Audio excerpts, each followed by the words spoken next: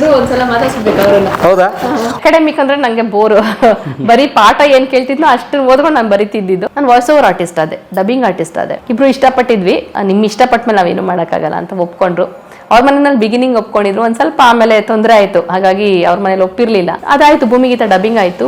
Next Upendra ಅವರ cinema ಬಂತು. ಅವಾಗ ಈ ಅರ್ಚನಾ ಅಂತ ಇನ್ನೊಂದು ಕ್ಯಾರೆಕ್ಟರ್ ಆ ಸಿನಿಮಾದಲ್ಲಿ ಹುಡುಕ್ತಾ ಇದ್ರು. ಆಲ್ಮೋಸ್ಟ್ ಒಂದು 10-19 ಜನದ್ದು ವಾಯ್ಸ್ ಟೆಸ್ಟ್ ಮಾಡಿದ್ರಂತೆ, ಆಡಿಷನ್ಸ್. 300 ಸಿನಿಮಾಗಳು ಬರ್ದಿಟ್ಟಿದ್ದೆ ನಾನು, ಏನೇನ್ ಮಾಡಿದ್ದೆ, ಯಾವ್ಯಾವ ಸಿನಿಮಾಗಳು, ಯಾವ ಕ್ಯಾರೆಕ್ಟರ್, ಎಷ್ಟು ದುಡ್ಡು ಬಂತು ಎಲ್ಲ ಬರ್ದಿದ್ದೆ. ಮಂಗಳೂರಿನ ಭಾರತ್ ಸಿನಿಮಾಸು ಮತ್ತೆ ಇಲ್ಲಿ ವೈಭವ್ ಥಿಯೇಟರ್, ಇದು 3ರಲ್ಲಿ 31 ದಿನಗಳ ಕಾಲ ಓಡಿತ್ತು. 2 ಸಿನಿಮಾ ಒಟ್ಟಿಗೆ ಸರ್. ಇದು ಒಂಥರ ಬಹುಶಃ ಕನ್ನಡ ಅಲ್ಲ, ಇಂಡಿಯನ್ ಹಿಸ್ಟ್ರಿನಲ್ಲೇ ಇದು ಫಸ್ಟ್ ಟೈಮ್ ಈ ತರ ಇಬ್ರು ಸೇರಿ ರಿಲೀಸ್ ಅಂತ ಮಾಡ್ತಾರೆ.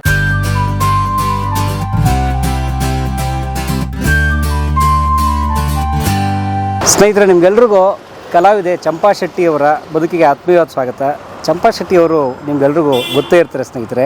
ಅವರು ಅದ್ಭುತವಾದ ರಂಗಭೂಮಿ ಕಲಾವಿದರವರು. ಅವರೊಂದು ಕಲಾ ತಂಡ ಕಟ್ಕೊಂಡು ಅವರ ಪತಿ ಪ್ರಕಾಶ್ ಶೆಟ್ಟಿಯವರು ಮತ್ತು ಚಂಪಾ ಶೆಟ್ಟಿಯವರು ತುಂಬ ಒಳ್ಳೆ ಕೆಲಸ ಮಾಡ್ತಾಯಿದ್ದಾರೆ. ಜೊತೆಗೆ ಅವರು ಸಿನಿಮಾದ ಕಲಾವಿದೆ, ಧಾರಾವಾಹಿಯ ಕಲಾವಿದೆ, ಜೊತೆಗೆ ಹಿನ್ನೆಲೆ ಧ್ವನಿ ಅಂದರೆ ಸಾಕ್ಷ್ಯಚಿತ್ರಗಳಿಗೆ ಧ್ವನಿ ಕೊಡುವಂಥವ್ರು ಮತ್ತು ಅನೇಕ ಸಿನಿಮಾಗಳ ನಾವೇನು ಡಬ್ಬಿಂಗ್ ಕಲಾವಿದೆ ಅಂತೀವಲ್ಲ ಆ ಕೆಲಸ ಕೂಡ ಮಾಡ್ತಾರೆ ನಮ್ಮ ಚಂಪಾ ಶೆಟ್ಟಿಯವರು. ಜೊತೆಗೆ ಅವರು ಹೊಸ ಒಂದು ಹ್ಯಾಟನ್ನು ಅಂದರೆ ಕ್ಯಾಪನ್ನು ಧರಿಸಿದ್ದಾರೆ, ಅದೇ ನಿರ್ದೇಶಕರ ಕ್ಯಾಪು.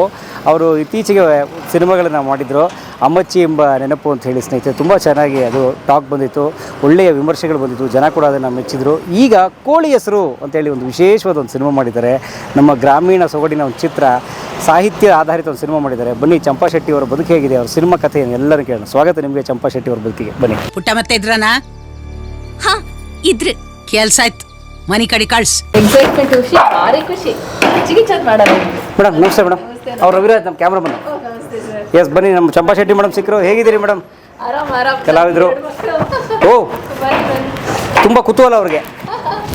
ಇಷ್ಟ, ಯಾರು ಬಂದ್ರು ಒಂದ್ಸಲ ಮಾತಾಡ್ಸ್ಬೇಕು ಅವ್ರನ್ನ. ಹೌದಾ? ನೋಡು ಬೊಂಬೆಗಳ ಥರ ಇದ್ದಾರೆ. ಹುಡುಗರ ಹುಡುಗಿರ ಅವರು? ಓ, ಜೋಡಿ ಬಿಟ್ಟಿದ್ದೀರಿ ನೀವು. ನೈಸ್. ಬನ್ನಿ, ಇದೆ ನಮ್ಮ ಚಂಪಾ ಶೆಟ್ಟಿ ಅವರ ಮನೆ. ನಾನು ಏನು ಕರಿಬೇಕು? ರಂಗಭೂಮಿ ಕಲಾವಿದೆ ಅನ್ಬೇಕಾ ಅಥವಾ ಧ್ವನಿ ಕಲಾವಿದೆ ಅನ್ಬೇಕಾ, ಸಿನಿಮಾ ನಿರ್ದೇಶಕಿ ಅನ್ಬೇಕಾ, ಏನು ಅನ್ಬೇಕು ನನಗೆ ಇನ್ನೂ ಅರ್ಥ ಆಗಿಲ್ಲ ನನಗೆ. ನಿಮ್ಗೆ ಏನು ಅನಿಸ್ತಾ ಇದೆ? ಇವೆಲ್ಲ ಸಮಗ್ರವಾದ ಕಲಾವಿದೆ. ಒಟ್ಟು ಕಲೆ ಇಷ್ಟ ಅಷ್ಟೇ. ಎಂತಕ್ಕೀಗ ಪ್ಯಾಟಿ ಮೆರವಣಿ ಅಂತೇಳಿ ಹುಟ್ಟಿದ್ದು ಬೆಂಗಳೂರೇ. ಆದ್ರೆ ನನ್ನ ಅಪ್ಪ ಅಮ್ಮ ಬೇಸಿಕಲಿ ಮೈಸೂರು. ಅಮ್ಮ ನಂಜನಗೂಡು, ಅಪ್ಪ ಶ್ರೀರಂಗಪಟ್ಟಣ. ಆದ್ರೆ ಅಪ್ಪ HMT ವಾಚ್ ಫ್ಯಾಕ್ಟರಿ ಕೆಲಸ ಮಾಡ್ತಿದ್ರು. ಸೊ ಹಾಗಾಗಿ ಫ್ರೀ ವಾಚು ಇಷ್ಟ. HMT ವಾಚ್ಗಳಾದ್ರೆ ಪಾಪ ಫ್ರೀ ಸಿಗೋ ಅಷ್ಟು ಇರ್ಲಿಲ್ಲ. ಆದ್ರೆ ಅಲ್ಲಿ ಮಾಮೂಲು 10ರಿಂದ 4 ಡ್ಯೂಟಿ ಆ ಥರ ಇರ್ತಿತ್ತು. ಬಟ್ ಅಲ್ಲಿ ಎಲ್ಲ ತುಂಬಾ ಆಕ್ಟಿವಿಟೀಸ್ ಮಾಡ್ತಿದ್ರು ಅಪ್ಪ. ಈ ಥರದ್ದು ಅಪ್ಪಂಗೆ ಇಷ್ಟ. ನಾಟಕ ಫ್ಯಾಕ್ಟ್ರಿ, ನಾಟಕ, ಮತ್ತೆ ಅವರು ಅಲ್ಲಿ ಫ್ಯಾಕ್ಟ್ರಿಗೆ ಸಂಬಂಧಪಟ್ಟಂಗೆ ಮೋನೋ ಆ್ಯಕ್ಟಿಂಗು ಮತ್ತು ಏಕಪಾತ್ರ ಅಭಿನಯ ಆ ಥರದ್ದೆಲ್ಲ ಮಾಡ್ತಿದ್ರು. ಸೊ ರಾಜಾಜಿನಗರದಲ್ಲಿ ನಾನು ಹುಟ್ಟಿದ್ದು ಬೆಳೆದಿದ್ದು ಎಲ್ಲ. ಬಸವೇಶ್ವರ ಹೈಸ್ಕೂಲಲ್ಲಿ ಓದಿದ್ದು. ಕಾಲೇಜು PUCನೂ ಬಸವೇಶ್ವರ ಕಾಲೇಜೆ. ಆಮೇಲೆ ಮಹಾರಾಣಿಸಲ್ಲಿ ಡಿಗ್ರಿ. ಸೊ ನಾನೆಲ್ಲ ಹುಟ್ಟಿದ್ದು ಬಾಲ್ಯವೇ ಎಲ್ಲ ಕೂಡ, ಬಾಲ್ಯ ಅಂದ ಕೂಡ ನಂಗೆ ನೆನಪಾಗೋದು ರಾಜಾಜಿನಗರ. ESI ಆಸ್ಪತ್ರೆ ರೋಡು. ಇಡೀ ಒಂದು 20-25 ವರ್ಷ ಅಲ್ಲೇ ಆ ರಾಜಾಜಿನಗರದಲ್ಲೇ ಕಳೆದಿದ್ದು ನಾನು. ಸೊ ಈ ಮಧ್ಯೆ ಸ್ವಲ್ಪ ಕಲೆ, ನಾಟಕ ಗೀಟ ಶುರು ಮಾಡಿದ್ರಿ. ಹೇಗೆ ಇದೆಲ್ಲ ಕಲೆಯ ಟಚ್? ಹೆಂಗೆ ಅಂದರೆ, ನಾನು ಸ್ಕೂಲ್ ಡೇಸಲ್ಲಿ ಇರುವಾಗ ಯಾವಾಗಲೂ ಏನಂದರೆ ಅಕಾಡೆಮಿಕ್ ಅಂದರೆ ನನಗೆ ಬೋರು. ಬರೀ ಪಾಠ ಏನು ಕೇಳ್ತಿದ್ನೋ ಅಷ್ಟು ಓದ್ಕೊಂಡು ನಾನು ಬರೀತಿದ್ದು. 2nd ಕ್ಲಾಸ್ ಆವ್ರೇಜ್ ಪಾಸ್ ಆಗಿಬಿಡ್ತಿದ್ದೆ ಅಷ್ಟೇ. ತುಂಬ ಅಕಾಡೆಮಿಕ್ ಅಂತ ಸೀರಿಯಸ್ ಆಗಿ ತಗೊಂಡಿರಲಿಲ್ಲ. ಪಾಸ್ ಹಾಕೊಂಡು ಹೋಗ್ತಾ ಇದ್ದೆ. ಯಾವಾಗಲೂ ಹೆಂಗಂದ್ರೆ ಈ ಸ್ಕೂಲ್ ಕ್ಲಾಸಲ್ಲಿ ಕೂತ್ಕೊಂಡಾಗ ಈಗ ಹಿಂಗೆ ಡೋರ್ ಕಡೆ ನೋಡ್ತಾ ಇರೋದು, ಏನಾದರೂ ಮೆಮೊ ಬರುತ್ತಾ ಅಂತ. ಅಂದರೆ ಈ ಇಂಡಿಪೆಂಡೆನ್ಸ್ ಡೇಗೆ ಏನೋ ಪ್ರಾಕ್ಟೀಸ್ ಇದೆ, ಯಾರ್ಯಾರು ಸೇರ್ಕೋತೀರಾ, ಅಥವಾ ರಿಪಬ್ಲಿಕ್ ಡೇಗೆ ಪ್ರಾಕ್ಟೀಸು, ಹಿಂಗೇನಾದ್ರು ಆಕ್ಟಿವಿಟೀಸಿಗೆ ಕರೀತಾರ ಅಂತ. ಅದನ್ನ ಹಾಡು, ಡ್ಯಾನ್ಸು, ಇಲ್ಲ ಬ್ಯಾಂಡ್ ಸೆಟ್ಟು, ಮಾರ್ಚ್ ಪಾಸ್ಟ್, ಈ ಥರದ್ದೆಲ್ಲ ಆಸೆ. ಹಾಗಾಗಿ ಆಗ್ಲಿಂದ ನನಗೆ ಆ ಥರದ್ದು ಏನೋ ಒಂದು ಆಕ್ಟಿವಿಟೀಸಲ್ಲಿ ಮಾಡಬೇಕು, ಎಕ್ಸ್ಟ್ರಾ ಕರಿಕ್ಯುಲರ್ ಅಂತ ಏನು ಕರಿತೀವಿ ಅಂಥದ್ರಲ್ಲಿ ತುಂಬ ಆಸಕ್ತಿ ಇತ್ತು. ಆದರೆ ನಾನು ಇಷ್ಟೊಂದು ಸೀರಿಯಸ್ ಆಗಿ ಈ ಫೀಲ್ಡಿಗೆ ಬರ್ತೀನಿ ಅಂತ ಅಂದ್ಕೊಂಡಿರಲಿಲ್ಲ.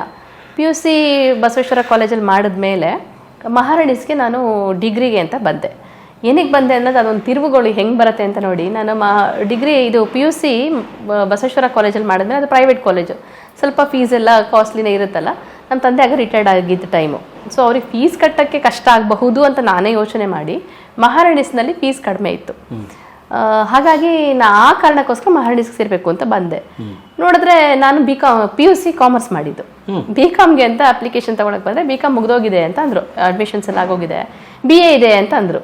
ಸರಿ ಈಗಿನ ಮಕ್ಕಳು ಎಜುಕೇಷನ್ಗೂ ನಮ್ಮ ಎಜುಕೇಷನ್ಸ್ಗೂ ಎಷ್ಟು ಡಿಫ್ರೆನ್ಸ್ ಇದೆ ನೋಡಿ. BA ಇದೆಯಾ ಅಂದರು, ಓಕೆ ಅಂದರೆ BA ಸೇರ್ಕೊಂಡ್ಬಿಟ್ಟೆ. ಏನು ಆಪ್ಷನ್ನು ಹಿಸ್ಟ್ರಿ ಎಕನಾಮಿಕ್ಸ್ ಕನ್ನಡ ಅಂದಾಗ ಕನ್ನಡ ಅಂತ ಕೇಳಿದ ತಕ್ಷಣ ಅದು ಎಲ್ಲೋ ಸಣ್ಣ ಮಗುವಿಂದ ಓದಿನ ಆಸಕ್ತಿ ನನ್ನ ಸೆಳೀತೋ ಏನೋ. ಕನ್ನಡ ಅಂದ ತಕ್ಷಣ ಮೇಜರ್ ಕನ್ನಡ ನಂಗೆ ಗೊತ್ತೇ ಇರಲಿಲ್ಲ ಅಲ್ಲಿವರೆಗೂ ಅಂತದಿದೆ ಅಂತ. ಕನ್ನಡನೇ ತಗೊಂಡು ಓದ್ಬೋದು ಅಂತ. ಓದ್ಬೇಕು, ಇದೇನೋ ಒಂಥರ ಸ್ಪೆಷಲ್ ಆಗಿದೆಯಲ್ಲ, ಒಂದು ಸಬ್ಜೆಕ್ಟೇ ಲ್ಯಾಂಗ್ವೇಜ್ ಜೊತೆನಲ್ಲಿ ಒಂದು ಮೇನ್ ಸಬ್ಜೆಕ್ಟ್ ಕನ್ನಡ ಓದ್ಬೋದಲ್ಲ ಅಂತ ಆಸೆ ಆಯಿತು, ಸೇರ್ಕೊಂಡ್ಬಿಟ್ಟೆ. ಸೊ ಅಲ್ಲಿ ಡಿಗ್ರಿ ಮಾಡುವಾಗ ಒಂದು ಅದೇ ಅದು ಕಾಯ್ತಾ ಆದ್ಮೇಲೆ ಅದೇ ಥರದ ಒಂದು ಮೆಮೊ ಅಲ್ಲೂ ಬಂತು. ಏನಂದರೆ ಪ್ರಯೋಗ ರಂಗ ತಂಡದವರು ಕಾಲೇಜು ರಂಗ ತರಬೇತಿ ಶಿಬಿರವನ್ನು ಮಾಡ್ತಾ ಇದ್ದಾರೆ.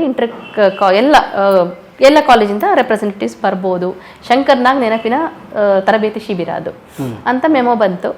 ತಕ್ಷಣ ಕಿವಿ ಚುರುಕಾಯ್ತು, ಕಣ್ಣು ನೋಡ್ತು, ಸೀದಾ ನಾನು ಹೆಸರು ಕೊಟ್ಟೆ.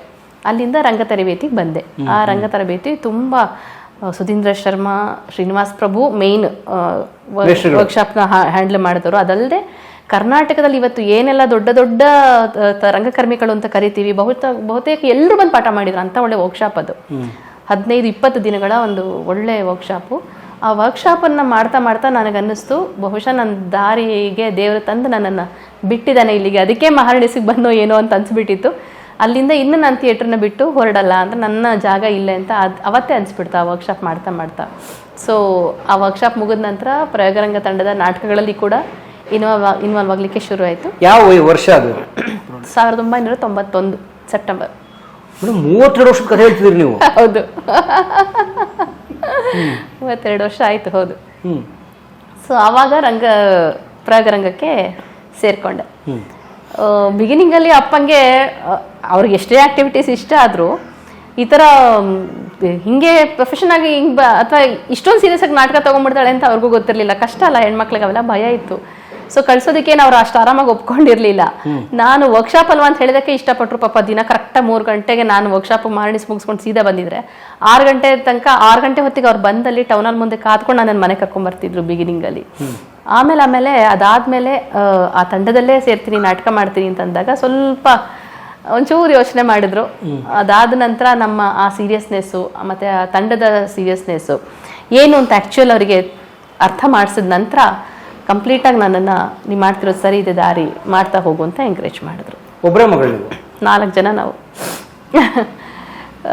ಅಕ್ಕ ದೊಡ್ಡವಳು, 2ನೇ ಅವನು ಅಣ್ಣ, ನಮ್ಮಣ್ಣ, ನಾನು 3ನೇ ಅವಳು, ನನ್ನ ತಮ್ಮ ಒಬ್ಬ ಇದ್ದಾರೆ. 20 ವರ್ಷ ಬಹುಶಃ 1991ರಿಂದ 2008ರವರೆಗೂ ನಾನು ಬರೀ ನಟಿಯಾಗಷ್ಟೇ ಇದ್ದೆ. ಸಣ್ಣ ಪುಟ್ಟ ಬೀದಿ ನಾಟಕಗಳನ್ನ ನಿರ್ದೇಶನ ಮಾಡ್ತಾ ಇದ್ದೆ. ಈ ಲಿಟ್ರಸಿ ಕ್ಯಾಂಪೇನ್ ಅಂತ ಅವಾಗೆಲ್ಲ ನಡೀತಾ ಇತ್ತಲ್ಲ, ಅದ್ರಲ್ಲಿ ವರ್ಕ್ ಮಾಡ್ತಾ ಒಂದಷ್ಟು ಬೀದಿ ನಾಟಕಗಳನ್ನ ನಿರ್ದೇಶನ ಮಾಡಿದ್ದೆ. ಬಿಟ್ಟರೆ ಬಹಳ ಸಂತೋಷವಾಗಿ ಆ್ಯಕ್ಟ್ರೆಸ್ ಆಗಿ ಅದೇ ತಂಡದಲ್ಲಿ ಕೆಲಸ ಮಾಡ್ತಾ ಇದ್ದೆ. ಬಟ್ ಕೆಲಸ ಅಂತೀರಿ, ಭಾಳ ಜನ ಹೇಳ್ತಾರೆ ರಂಗಭೂಮಿಲಿ ಏನು ಹುಟ್ಟಲ್ಲ, ಜೀವನ ಇಲ್ಲ ಅದರಲ್ಲಿ, ಸುಮ್ಮನೆ ಖುಷಿಗೆ ಅಂತಾರೆ. ಬಟ್ ನೀವು ಕೆಲಸ ಅಂತಿದ್ದೀರಿ, ಅಂದರೆ ಅದನ್ನು 2 ಥರ ಇದೆ ಸರ್. ಪ್ರೊಫೆಷನಲ್ ಆಗಿ ನಾನು ತಗೊಳ್ಳೋದು ಬೇರೆ, ಆದರೆ ಅದನ್ನು ಪ್ರೊಫೆಷನಲ್ ಆಗಿ ನಾನು ಕಂಡ್ಕೊಳ್ಳೋದು ಬೇರೆ. ನೀವು ಹೇಳಿದ್ ನಿಜ, ₹1 ಅದರಲ್ಲಿ ಹುಟ್ಟೋದು ಇಲ್ಲ, ಅದು ಗೊತ್ತು. ಹಾಗನ್ಬಿಟ್ಟು ನಾನು ಹೆಂಗಂದ್ರೆ ತಗೊಳಕ್ಕಾಗತ್ತಾ? ಪ್ರೊಫೆಷನಲಿಸಮ್ ಅನ್ನೋದು ಬೇಕು, ವೃತ್ತಿಪರತೆ ಅನ್ನೋದು ಬೇಕು. ನಾನು ವೃತ್ತಿ ಆಗೋದನ್ನು ತಗೊಂಡಿಲ್ಲ, ಆದರೆ ನಾನು ಅದನ್ನು ಆಸೆ ಪಟ್ಟು ಮಾಡ್ತಾ ಇದ್ದೀನಿ ಅಂದಾಗ ನನಗೆ ಆ ವೃತ್ತಿಪರತೆ ಬೇಕು. ಹಾಗಾಗಿ ನಾನು ಕೆಲಸದಷ್ಟೇ ಪ್ರೀತಿ ಮಾಡ್ತಾ ಇದ್ದೆ, ದುಡ್ಡು ಸಿಗ್ತಿರ್ಲಿಲ್ಲ ಆದರೂ ಅಷ್ಟೇ ಸೀರಿಯಸ್ ಆಗಿ ಕೆಲಸ. ಅಂದರೆ ಮತ್ತೆ ನೋಡಿ ಕೆಲಸ ಅಂತ ಇದ್ದೀನಿ, ಅದನ್ನು ನಾಟಕನ ಅಷ್ಟು ಸೀರಿಯಸ್ ಆಗಿ ತಗೊಂಡಿದ್ವಿ ನಾವು. ಬಟ್ ಅದು ಹವ್ಯಾಸ ಅಂತಿತ್ತು ಮೊದಲು. ಈಗಲೂ ನಾಟಕದಲ್ಲಿ ನಾವು ₹1 ಇವತ್ತಿನ ತನಕ ನಾವು ದುಡ್ಡು ತಗೊಂಡು ನಾಟಕ ಮಾಡಿಲ್ಲ. ನಾನು ನಾಟಕ ಮಾಡ್ತಿದ್ದಾಗಲೂ ಅಷ್ಟೇ, ಈಗ ನಮ್ಮ ತಂಡ ನಾವು ನಡೆಸ್ತಾ ಇರೋದು ಅಷ್ಟೇ. ಏನಿದ್ರು ನಮಗೆ ನಾಟಕದವ್ರಿಗೆ ಎಷ್ಟು ಮಹಾ ದುಡ್ಡು ಕೊಡ್ತಾರೆ ಆರ್ಗನೈಸರ್ಸು. ಒಂದು ನಮ್ಗೆ ಏನಿದೆ ಖರ್ಚು ವೆಚ್ಚಗಳನ್ನ ನೋಡ್ಕೋತಾರೆ. ಒಂದೊಂದ್ಸಲ ಒಂದು ₹10 ಉಳಿಬೋದು, ಒಂದ್ಸಲ ಎಕ್ಸ್ಟ್ರಾ ನಾವೇ ಖರ್ಚು ಹಾಕೊಂಡ್ಬಿಟ್ಟಿರ್ತೀವಿ, ಆ ಥರ ಆಗುತ್ತೆ. ಸೊ ಅಲ್ಲಿದ್ದು ಏನಾಗುತ್ತೆ, ಬಿಗಿನಿಂಗಲ್ಲಿ ನಾವು ನಾಟಕಕ್ಕೆ ದುಡ್ಡು ಹಾಕಿರ್ತೀವಿ, 10-15 ಶೋ ಹೊತ್ತಿಗೆ ಏನು ಹಾಕಿರ್ತೀವಿ ಅದಷ್ಟು ದುಡ್ಡು ಬಂದಿರುತ್ತೆ, ಉಳಿದಿದ್ದೆಲ್ಲ ನಮ್ಮ ತಂಡಕ್ಕಿರುತ್ತೆ ಅಷ್ಟೇ. ನಾಟಕದಿಂದ ನಾನಾಗಲಿ ನಮ್ಮ ಮನೆಯವರಾಗಲಿ ಇವತ್ತಿನ ತನಕ ₹1 ತಗೊಂಡವರಲ್ಲ. ಇನ್ನೂ 4 ಕಾಸು ಅದಕ್ಕೆ ಕೊಟ್ಟಿದ್ದೀವೇ ಬಿಟ್ಟರೆ ತಗೊಂಡವರಲ್ಲ. ಅದನ್ನ ಪಕ್ಕಾ ಹವ್ಯಾಸವಾಗಿ ತಗೊಂಡಿದ್ದು. 30 ವರ್ಷ ಆದರೂ ಕೂಡ ನೀವು ಪ್ರೊಫೆಷನಿಗೆ ಹೌದು. ಆದರೆ ಆ ನಾಟಕ ಏನು ಹವ್ಯಾಸವಾಗಿ ತಗೊಂಡ್ವಲ್ಲ, ಆ ಹವ್ಯಾಸದಿಂದ ನಾನು ವೃತ್ತಿನ ಪಡ್ಕೊಂಡೆ. ಹೇಗೆ ಅಂದರೆ, ನಾಟಕ ಮಾಡಿದ ಹವ್ಯಾಸಕ್ಕೆ, ಆದರೆ ನನ್ನ ಮನೆಯವರು ಆ ನಾಟಕ ಮಾಡ್ತಾನೆ. ಯಾವ ನಾಟಕ? ಅವರು ನಮ್ಮ ಸೇಮ್ ಪ್ರಯೋಗರಂಗದಿಂದ ಏನ್ ವರ್ಕ್ಶಾಪ್ ಆಯ್ತು ಅದೇ ವರ್ಕ್ಶಾಪ್ಗೆ ಬಂದವರು. ಪ್ರಕಾಶ್ ಅವರು ಆ ಕತೆ ಬೇರೆ, ಹೌದು. ಸೊ ನಾವು ಅದೇ ತಂಡದಲ್ಲಿ ನಾಟಕ ಮಾಡ್ತಿದ್ವಲ್ವಾ, ಆ ಮಾಡ್ತಾ ಮಾಡ್ತಾ ಅವರಿಗೆ ಶಶಿಧರ್ ಅಡ್ಪ ಕೇಳಿರ್ಬೇಕು ನೀವು, ಬಹಳ ದೊಡ್ಡ ಕಲಾ ನಿರ್ದೇಶಕರು. ಅವ್ರ ಗರಡಿಲಿ ಪಳದ್ಗೋರು, ಅವ್ರ ಜೊತೆ ಅವರು ಕಲಾ ನಿರ್ದೇಶನ ಮಾಡ್ತಾ ಇದ್ರು, ಸ್ಟೇಜ್ಗಳಿಗೆಲ್ಲ ಸೆಟ್ ಹಾಕೋದು ಇದ್ರು ಮಾಡ್ತಾ ಇದ್ರು. ಆ ನಂತರದ ದಿನಗಳಲ್ಲಿ ಇವ್ರು ಇಂಡಿಪೆಂಡೆಂಟ್ ಆಗಿ ಮಾಡ್ಲಿಕ್ಕೆ ಶುರು ಮಾಡಿದ್ರು. ಅಡಪ ಅವರು ಕೂಡ ಅವರೇ ಮಾರ್ಗದರ್ಶನವನ್ನ ನೀಡ್ತಾ ಇದ್ರು. ಸೊ ಇವ್ ಇಂಡಿಪೆಂಡೆಂಟ್ ಆಗಿ ಇವಾಗ ಬಹಳ ದೊಡ್ಡ ಕಲಾ ನಿರ್ದೇಶಕರಾಗಿದ್ದಾರೆ. ಅನೇಕ 20 ವರ್ಷ ಆಯ್ತು ಅವ್ರು ಇಂಡಿಪೆಂಡೆಂಟ್ ಆಗಿ ಮಾಡ್ಲಿಕ್ಕೆ ಶುರುವಾಗಿ. ಸೊ ನಾನು ಏಕೆ ಹೇಳಿದೆ ಅಂದ್ರೆ, ಅವ್ರು ಆ ತರ ನಾಟಕದಲ್ಲೇ ಇದ್ಕೊಂಡು ಆ ನಾಟಕದಿಂದ ಕಲೆತಂತ ಬ್ಯಾಕ್ ಸ್ಟೇಜ್ ಏನಿದೆ ಅದನ್ನ ಆ ಕ್ರಿಯೇಟಿವಿಟಿನ ಬಳಸ್ಕೊಂಡು ಅವರು ಸೆಟ್ ಡಿಸೈನರ್ ಆದ್ರು, ದೊಡ್ಡ ದೊಡ್ಡ ಇವೆಂಟ್ಗಳಿಗೆ ಸೆಟ್ ಮಾಡ್ತಾ ಹೋದ್ರು. ಹಾಗೆ ನಾನು ನಾಟಕದಲ್ಲಿ ಕಲಿತಂತ ಅಭಿನಯ ಆಗಿರ್ಬೋದು, ನನ್ನ ವಾಯ್ಸನ್ನ ನಾನು ಬಳಸ್ಕೋತಾ ನಾನು ವಾಯ್ಸ್ ಓವರ್ ಆರ್ಟಿಸ್ಟ್ ಆದೆ, ಡಬ್ಬಿಂಗ್ ಆರ್ಟಿಸ್ಟ್ ಆದೆ. ಮತ್ತೆ ಇಲ್ಲಿ ಕಲಿತಂತ ಅಭಿನಯನ ಧಾರಾವಾಹಿಗಳಲ್ಲಿ ಮಾಡ್ತಾ ಇದ್ದೆ. ಈ ತರ ನನಗೆ ನಾಟಕದಿಂದ ಪ್ರೊಫೆಷನ್ ಸಿಕ್ತೆ ಹೊರತು ನಾಟಕ ಪ್ರೊಫೆಷನಲ್ ಅಲ್ಲ ನಂದು. ಬಟ್ ನಾಟಕ ಕಲಿಸಿದೆ ನಿಮಗೆ?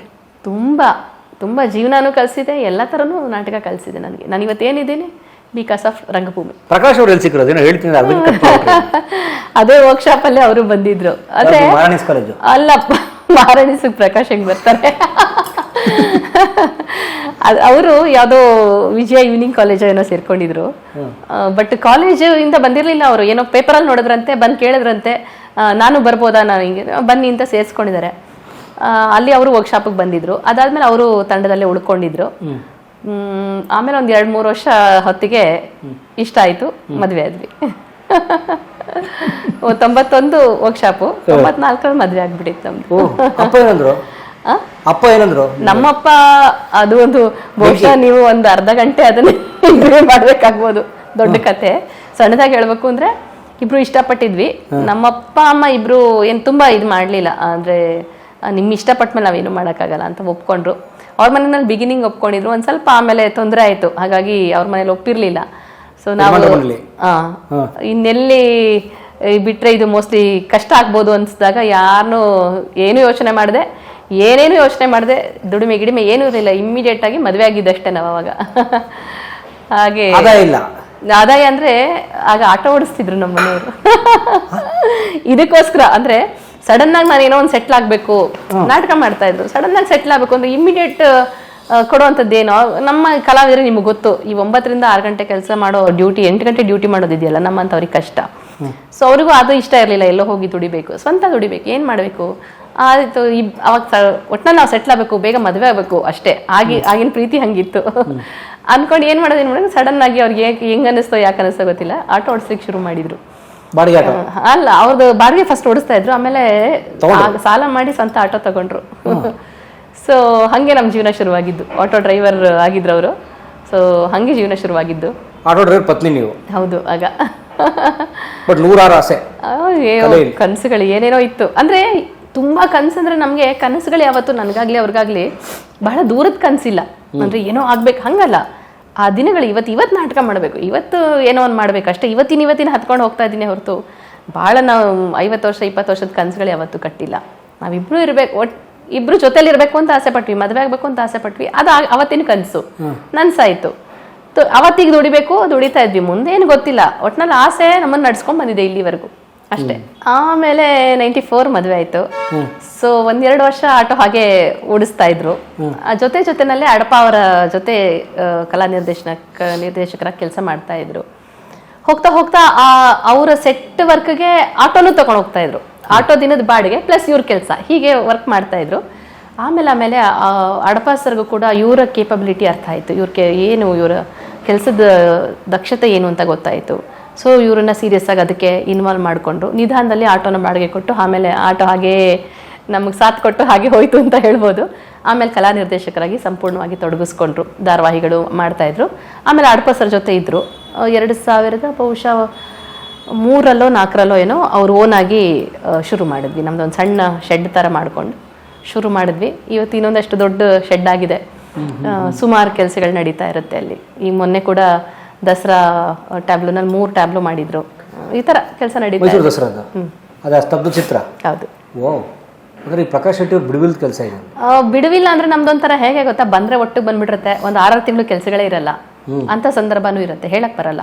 ಕೆಲಸ ಇದ್ದಾಗ ಮಾಡೋದು, ಇಲ್ದಿರೋವಾಗ ಮಾಡಿದ್ದನ್ನ ಏನಿದೆ ಅದನ್ನ ಅನುಭವಿಸೋದು ಅಷ್ಟೇ. ಸೊ ಆ ಥರ 94 ಆಯಿತು. ತಮ್ಮ ಕಲೆ ಆಮೇಲೆ ತಮ್ಮ ಬದುಕು ಏನಾಯ್ತು ಆಮೇಲೆ ತಮ್ಮ ವೈಯಕ್ತಿಕ ನಮಗೆ 2 ಚಾಲೆಂಜಸ್ ಇತ್ತು.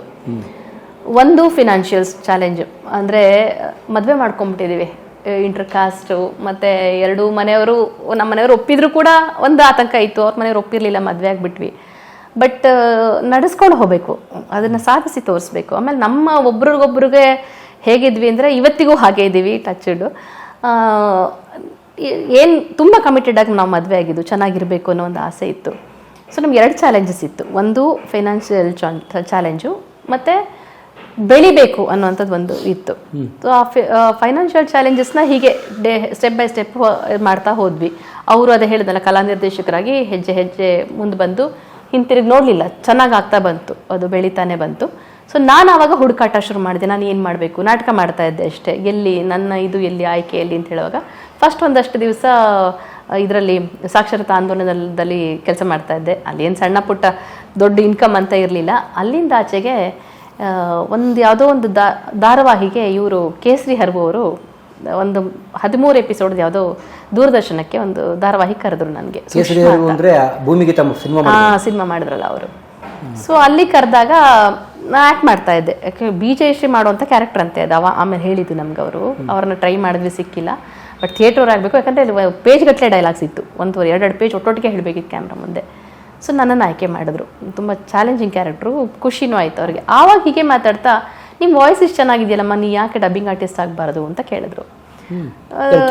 ಹಾಂ, ಸರ್ ಯಾಕೆ ಆಗಬಾರ್ದು ಸರ್, ಇಷ್ಟ, ಬಟ್ ನಂಗೆ ಗೊತ್ತಿಲ್ಲ ಅಂದೆ. ಇಲ್ಲ, ನಂದೊಂದು ಸಿನಿಮಾ ಮಾಡ್ತಾ ಇದ್ದೀನಿ, ಅದು ಬಂದಾಗ ಹೇಳ್ತೀನಿ ನಿಮಗೆ, ಅವಾಗ ಬಂದು ಮೀಟ್ ಮಾಡು ಅಂದರು. ಆವಾಗ ಫೋನ್ ಇಲ್ಲ, ಈ ಥರ ಎಲ್ಲ. ಅವ್ರಿಗೆ ನಂಬರ್ ಕೊಟ್ಟಿದ್ರಲ್ಲ, ಅವಾಗ ಟೆಲಿಫೋನ್ ಬೂತಿಂದ, ಸರ್ ಸಿನಿಮಾ ಆಯಿತಾ ನಿಮ್ಮದು, ಡಬ್ಬಿಂಗ್ ಬಂತಾ ಅಂತ ತಿಂಗಳಿಗೊಂದ್ಸಲ ಕಾಲ್ ಮಾಡಿ ಕೇಳೋದು. ಇನ್ನೂ ಇಲ್ಲಮ್ಮ, ಮಾಡಿದಾಗ ಹೇಳ್ತೀನಿ ಏನೋರು. ಪಾಪ ಸೀರಿಯಸ್ ಆಗಿ ಡಬ್ಬಿಂಗ್ ಆಗೋ ಹೊತ್ತಿಗೆ ಕಾಲ್ ಮಾಡಿದ್ರು ನನಗೆ. ಹೋದೆ. ಫಸ್ಟ್ ಭೂಮಿಗೀತದ್ದು ಡಬ್ಬಿಂಗ್ ನಡೀತಾ ಇತ್ತು. ಬಟ್ ಹೀರೋಯಿನ್ ಮಂಜು ಭಾಷಿಣಿ ಅವರೇ ಮಾತಾಡಿದರು. ಯಾವುದೋ ಒಂದು ಫ್ರೆಂಡ್ ಕ್ಯಾರೆಕ್ಟರ್ಗೆ ನನ್ನನ್ನು ಇಂಟ್ರೊಡ್ಯೂಸ್ ಮಾಡಬೇಕು ಅಂತ ಅವ್ರ ಮನಸ್ಸಿತ್ತು. ಕರ್ಕೊಂಡೋದ್ರು ಚಾಮುಂಡೇಶ್ವರಿ ಸ್ಟುಡಿಯೋ, ಪರಿಚಯ ಮಾಡಿದ್ರು. ನಾನು ಡಬ್ಬಿಂಗ್ ಮಾಡ್ತಾ ಇದ್ದೆ. ಅಲ್ಲಿ ಕೋದನ್ ಪಾಣಿ ಸರ್ ಅಂತ ಒಬ್ಬರಿದ್ರು, ಸೌಂಡ್ ಇಂಜಿನಿಯರ್. ಬರುತ್ತೆ. ಭಾಳ ಒಂಥರ ನೋಡೋಕ್ಕೆ ಒಂಥರ ಟಿಪಿಕಲ್ ಆಗಿದ್ರು ಅವರು. ಹಳೆ ಹುಲಿ ಒಂಥರ ನೋಡಿದ್ರೆ ಭಯ ಆಗೋದು ಹಂಗಿದ್ರು. ಅವರು ನನ್ನ ವಾಯ್ಸ್ನ ಐಡೆಂಟಿಫೈ ಮಾಡಿದ್ದಾರೆ, ನನಗೆ ಗೊತ್ತಿಲ್ಲ ಇದು. ಅದಾಯಿತು, ಭೂಮಿಗೀತ ಡಬ್ಬಿಂಗ್ ಆಯಿತು. ನೆಕ್ಸ್ಟು ಉಪೇಂದ್ರ ಅವರ ಸಿನಿಮಾ ಬಂತು ಆ ತಿಂಗಳು ಗ್ಯಾಪಲ್ಲಿ. ಅಲ್ಲಿವರೆಗೂ ಅದೊಂದು ಹೇಗಿರುತ್ತೆ ಅಂತ ನೋಡದೆ ಬಂದ್ಬಿಟ್ಟಿದೆ ಭೂಮಿಗೀತ ಆದಮೇಲೆ. ಸೊ ಒಂದು 6 ತಿಂಗಳ ಗ್ಯಾಪಲ್ಲಿ ಸಿನಿಮಾದು ಡಬ್ಬಿಂಗ್ ನಡೀತಾ ಇತ್ತು. ಆವಾಗ ನನ್ನ ಕ್ಲೋಸ್ ಫ್ರೆಂಡ್ ಸುನೇತ್ರ ಗೊತ್ತಿರ್ಬೋದು ನಿಮ್ಗೆ, ಸುನೇತ್ರ ಪಂಡಿತ್. ಅವಳು ಆಲ್ರೆಡಿ ಓಮ್ ಸಿನಿಮಾದಲ್ಲಿ ಡಬ್ಬಿಂಗ್ ಮಾಡಿ ಡಬ್ಬಿಂಗ್ ಆರ್ಟಿಸ್ಟ್ ಆಗಿ ಎಸ್ಟಾಬ್ಲಿಷ್ ಆಗಿದ್ಲು. ಅವಳು ಆ ಸಿನಿಮಾಗೆ ಚಾಂದನಿಗೆ ವಾಯ್ಸ್ ಕೊಡ್ತಾ ಇದ್ಲು ಇದು ಸಿನಿಮಾದಲ್ಲಿ. ಆವಾಗ ಈ ಅರ್ಚನಾ ಅಂತ ಇನ್ನೊಂದು ಕ್ಯಾರೆಕ್ಟ್ರು ಆ ಸಿನಿಮಾದಲ್ಲಿ ಹುಡುಕ್ತಾ ಇದ್ರು. ಆಲ್ಮೋಸ್ಟ್ ಒಂದು 10-19 ಜನದ್ದು ವಾಯ್ಸ್ ಟೆಸ್ಟ್ ಮಾಡಿದ್ರಂತೆ ಆಡಿಷನ್ಸ್. ಹಾಂ, ಆಗ ಸುನೇತ್ರ ಒಂದ್ಸಲ ನಮ್ಮ ಮನೆಗೆ ಸೀದಾ ಬಂದ್ಲು. ಆವಾಗ ಫೋನ್ ಗೀನ್ ಏನೂ ಇರಲಿಲ್ಲ, ಲ್ಯಾಂಡ್ಲೈನು ಇಲ್ಲ. ನಮ್ಮ ಇತ್ತು ಬೇರೆ ದೊಡ್ಡ ಮನೆಗಳಲ್ಲಿ, ನಮ್ಮ ಮನೆಯಲ್ಲಿ ಅದು ಇರಲಿಲ್ಲ. ಸೊ ಬಂದು ಸುನೇತ್ರ ಪಂಡಿತ್ನ ಕರ್ಕೊಂಡು ನಮ್ಮ ಮನೆಗೆ ಬಂದು, ನಾನು ಇರಲಿಲ್ಲ. ಆದರೆ ಅವತ್ತು ಪಕ್ಕದ ಮನೆಯವ್ರಿಗೆ ಈ ಥರ ಚಂಪಾ ಶೆಟ್ಟಿ ಅವ್ರ ಮನೆ ಅಲ್ವಾ ಎಲ್ಲ ಕೇಳಿಬಿಟ್ಟು ಬಂದರೆ ಈ ನಂಬರಿಗೆ ಕಾಲ್ ಮಾಡಬೇಕಂತೆ ಅಂತ ಹೇಳಿ ಅವಳದೊಂದು ಲ್ಯಾಂಡ್ಲೈನ್ ನಂಬರ್ ಕೊಟ್ಟು ಹೋಗಿದ್ಲು. ಫೋನ್ ಮಾಡಿದೆ, ಏನಂದರೆ ಕಾಯ್ತಿದ್ದಾರೆ ಅಲ್ಲಿ ಆಡಿಷನ್ ನಡೀತಾ ಇದೆ ಕಡೆ, ನಿಂಗೆ ಇಂಟ್ರೆಸ್ಟ್ ಇದೆಯಲ್ಲ ಬಾ, ಅಲ್ಲಿ ಕೋದನ್ ಪಾಣಿ ಸರ್ ನೀನು ಕರ್ಕೊಂಬರಕ್ಕೆ ಹೇಳಿದ್ದಾರೆ ಅಂತ ಹೇಳಿದ್ಲು. ಆವಾಗ ಅಲ್ಲಿಗೆ ಆಡಿಷನ್ಗೆ ಹೋದೆ. ಕೋದನ್ ಪಾಣಿ ಸರ್ ಸುನೇತ್ರಂಗೆ ಹೇಳಿರಂತೆ, ನೀನು ಫ್ರೆಂಡ್ ಅಂತೆಲ್ಲಮ್ಮ, ಅದೊಂದು ವಾಯ್ಸ್ ಕೇಳಿದೆ ಭೂಮಿಗೆ, 6 ತಿಂಗಳಿಂದ ನೆನ್ಪಿಟ್ಕೊಂಡಿದ್ದಾರೆ ನೋಡಿ, ಅವಳು ಕರ್ಕೊಂಬಾ ಅಂತ ಹೇಳಿದ್ದಾರೆ. ಸೊ ಹಂಗೆ ಹೋದೆ. ಹೋಗಿದ ತಕ್ಷಣ ಓಕೆ ಆಯಿತು, ನನಗೆ ಅದಕ್ಕೆ ಅವಕಾಶ ಸಿಕ್ತು.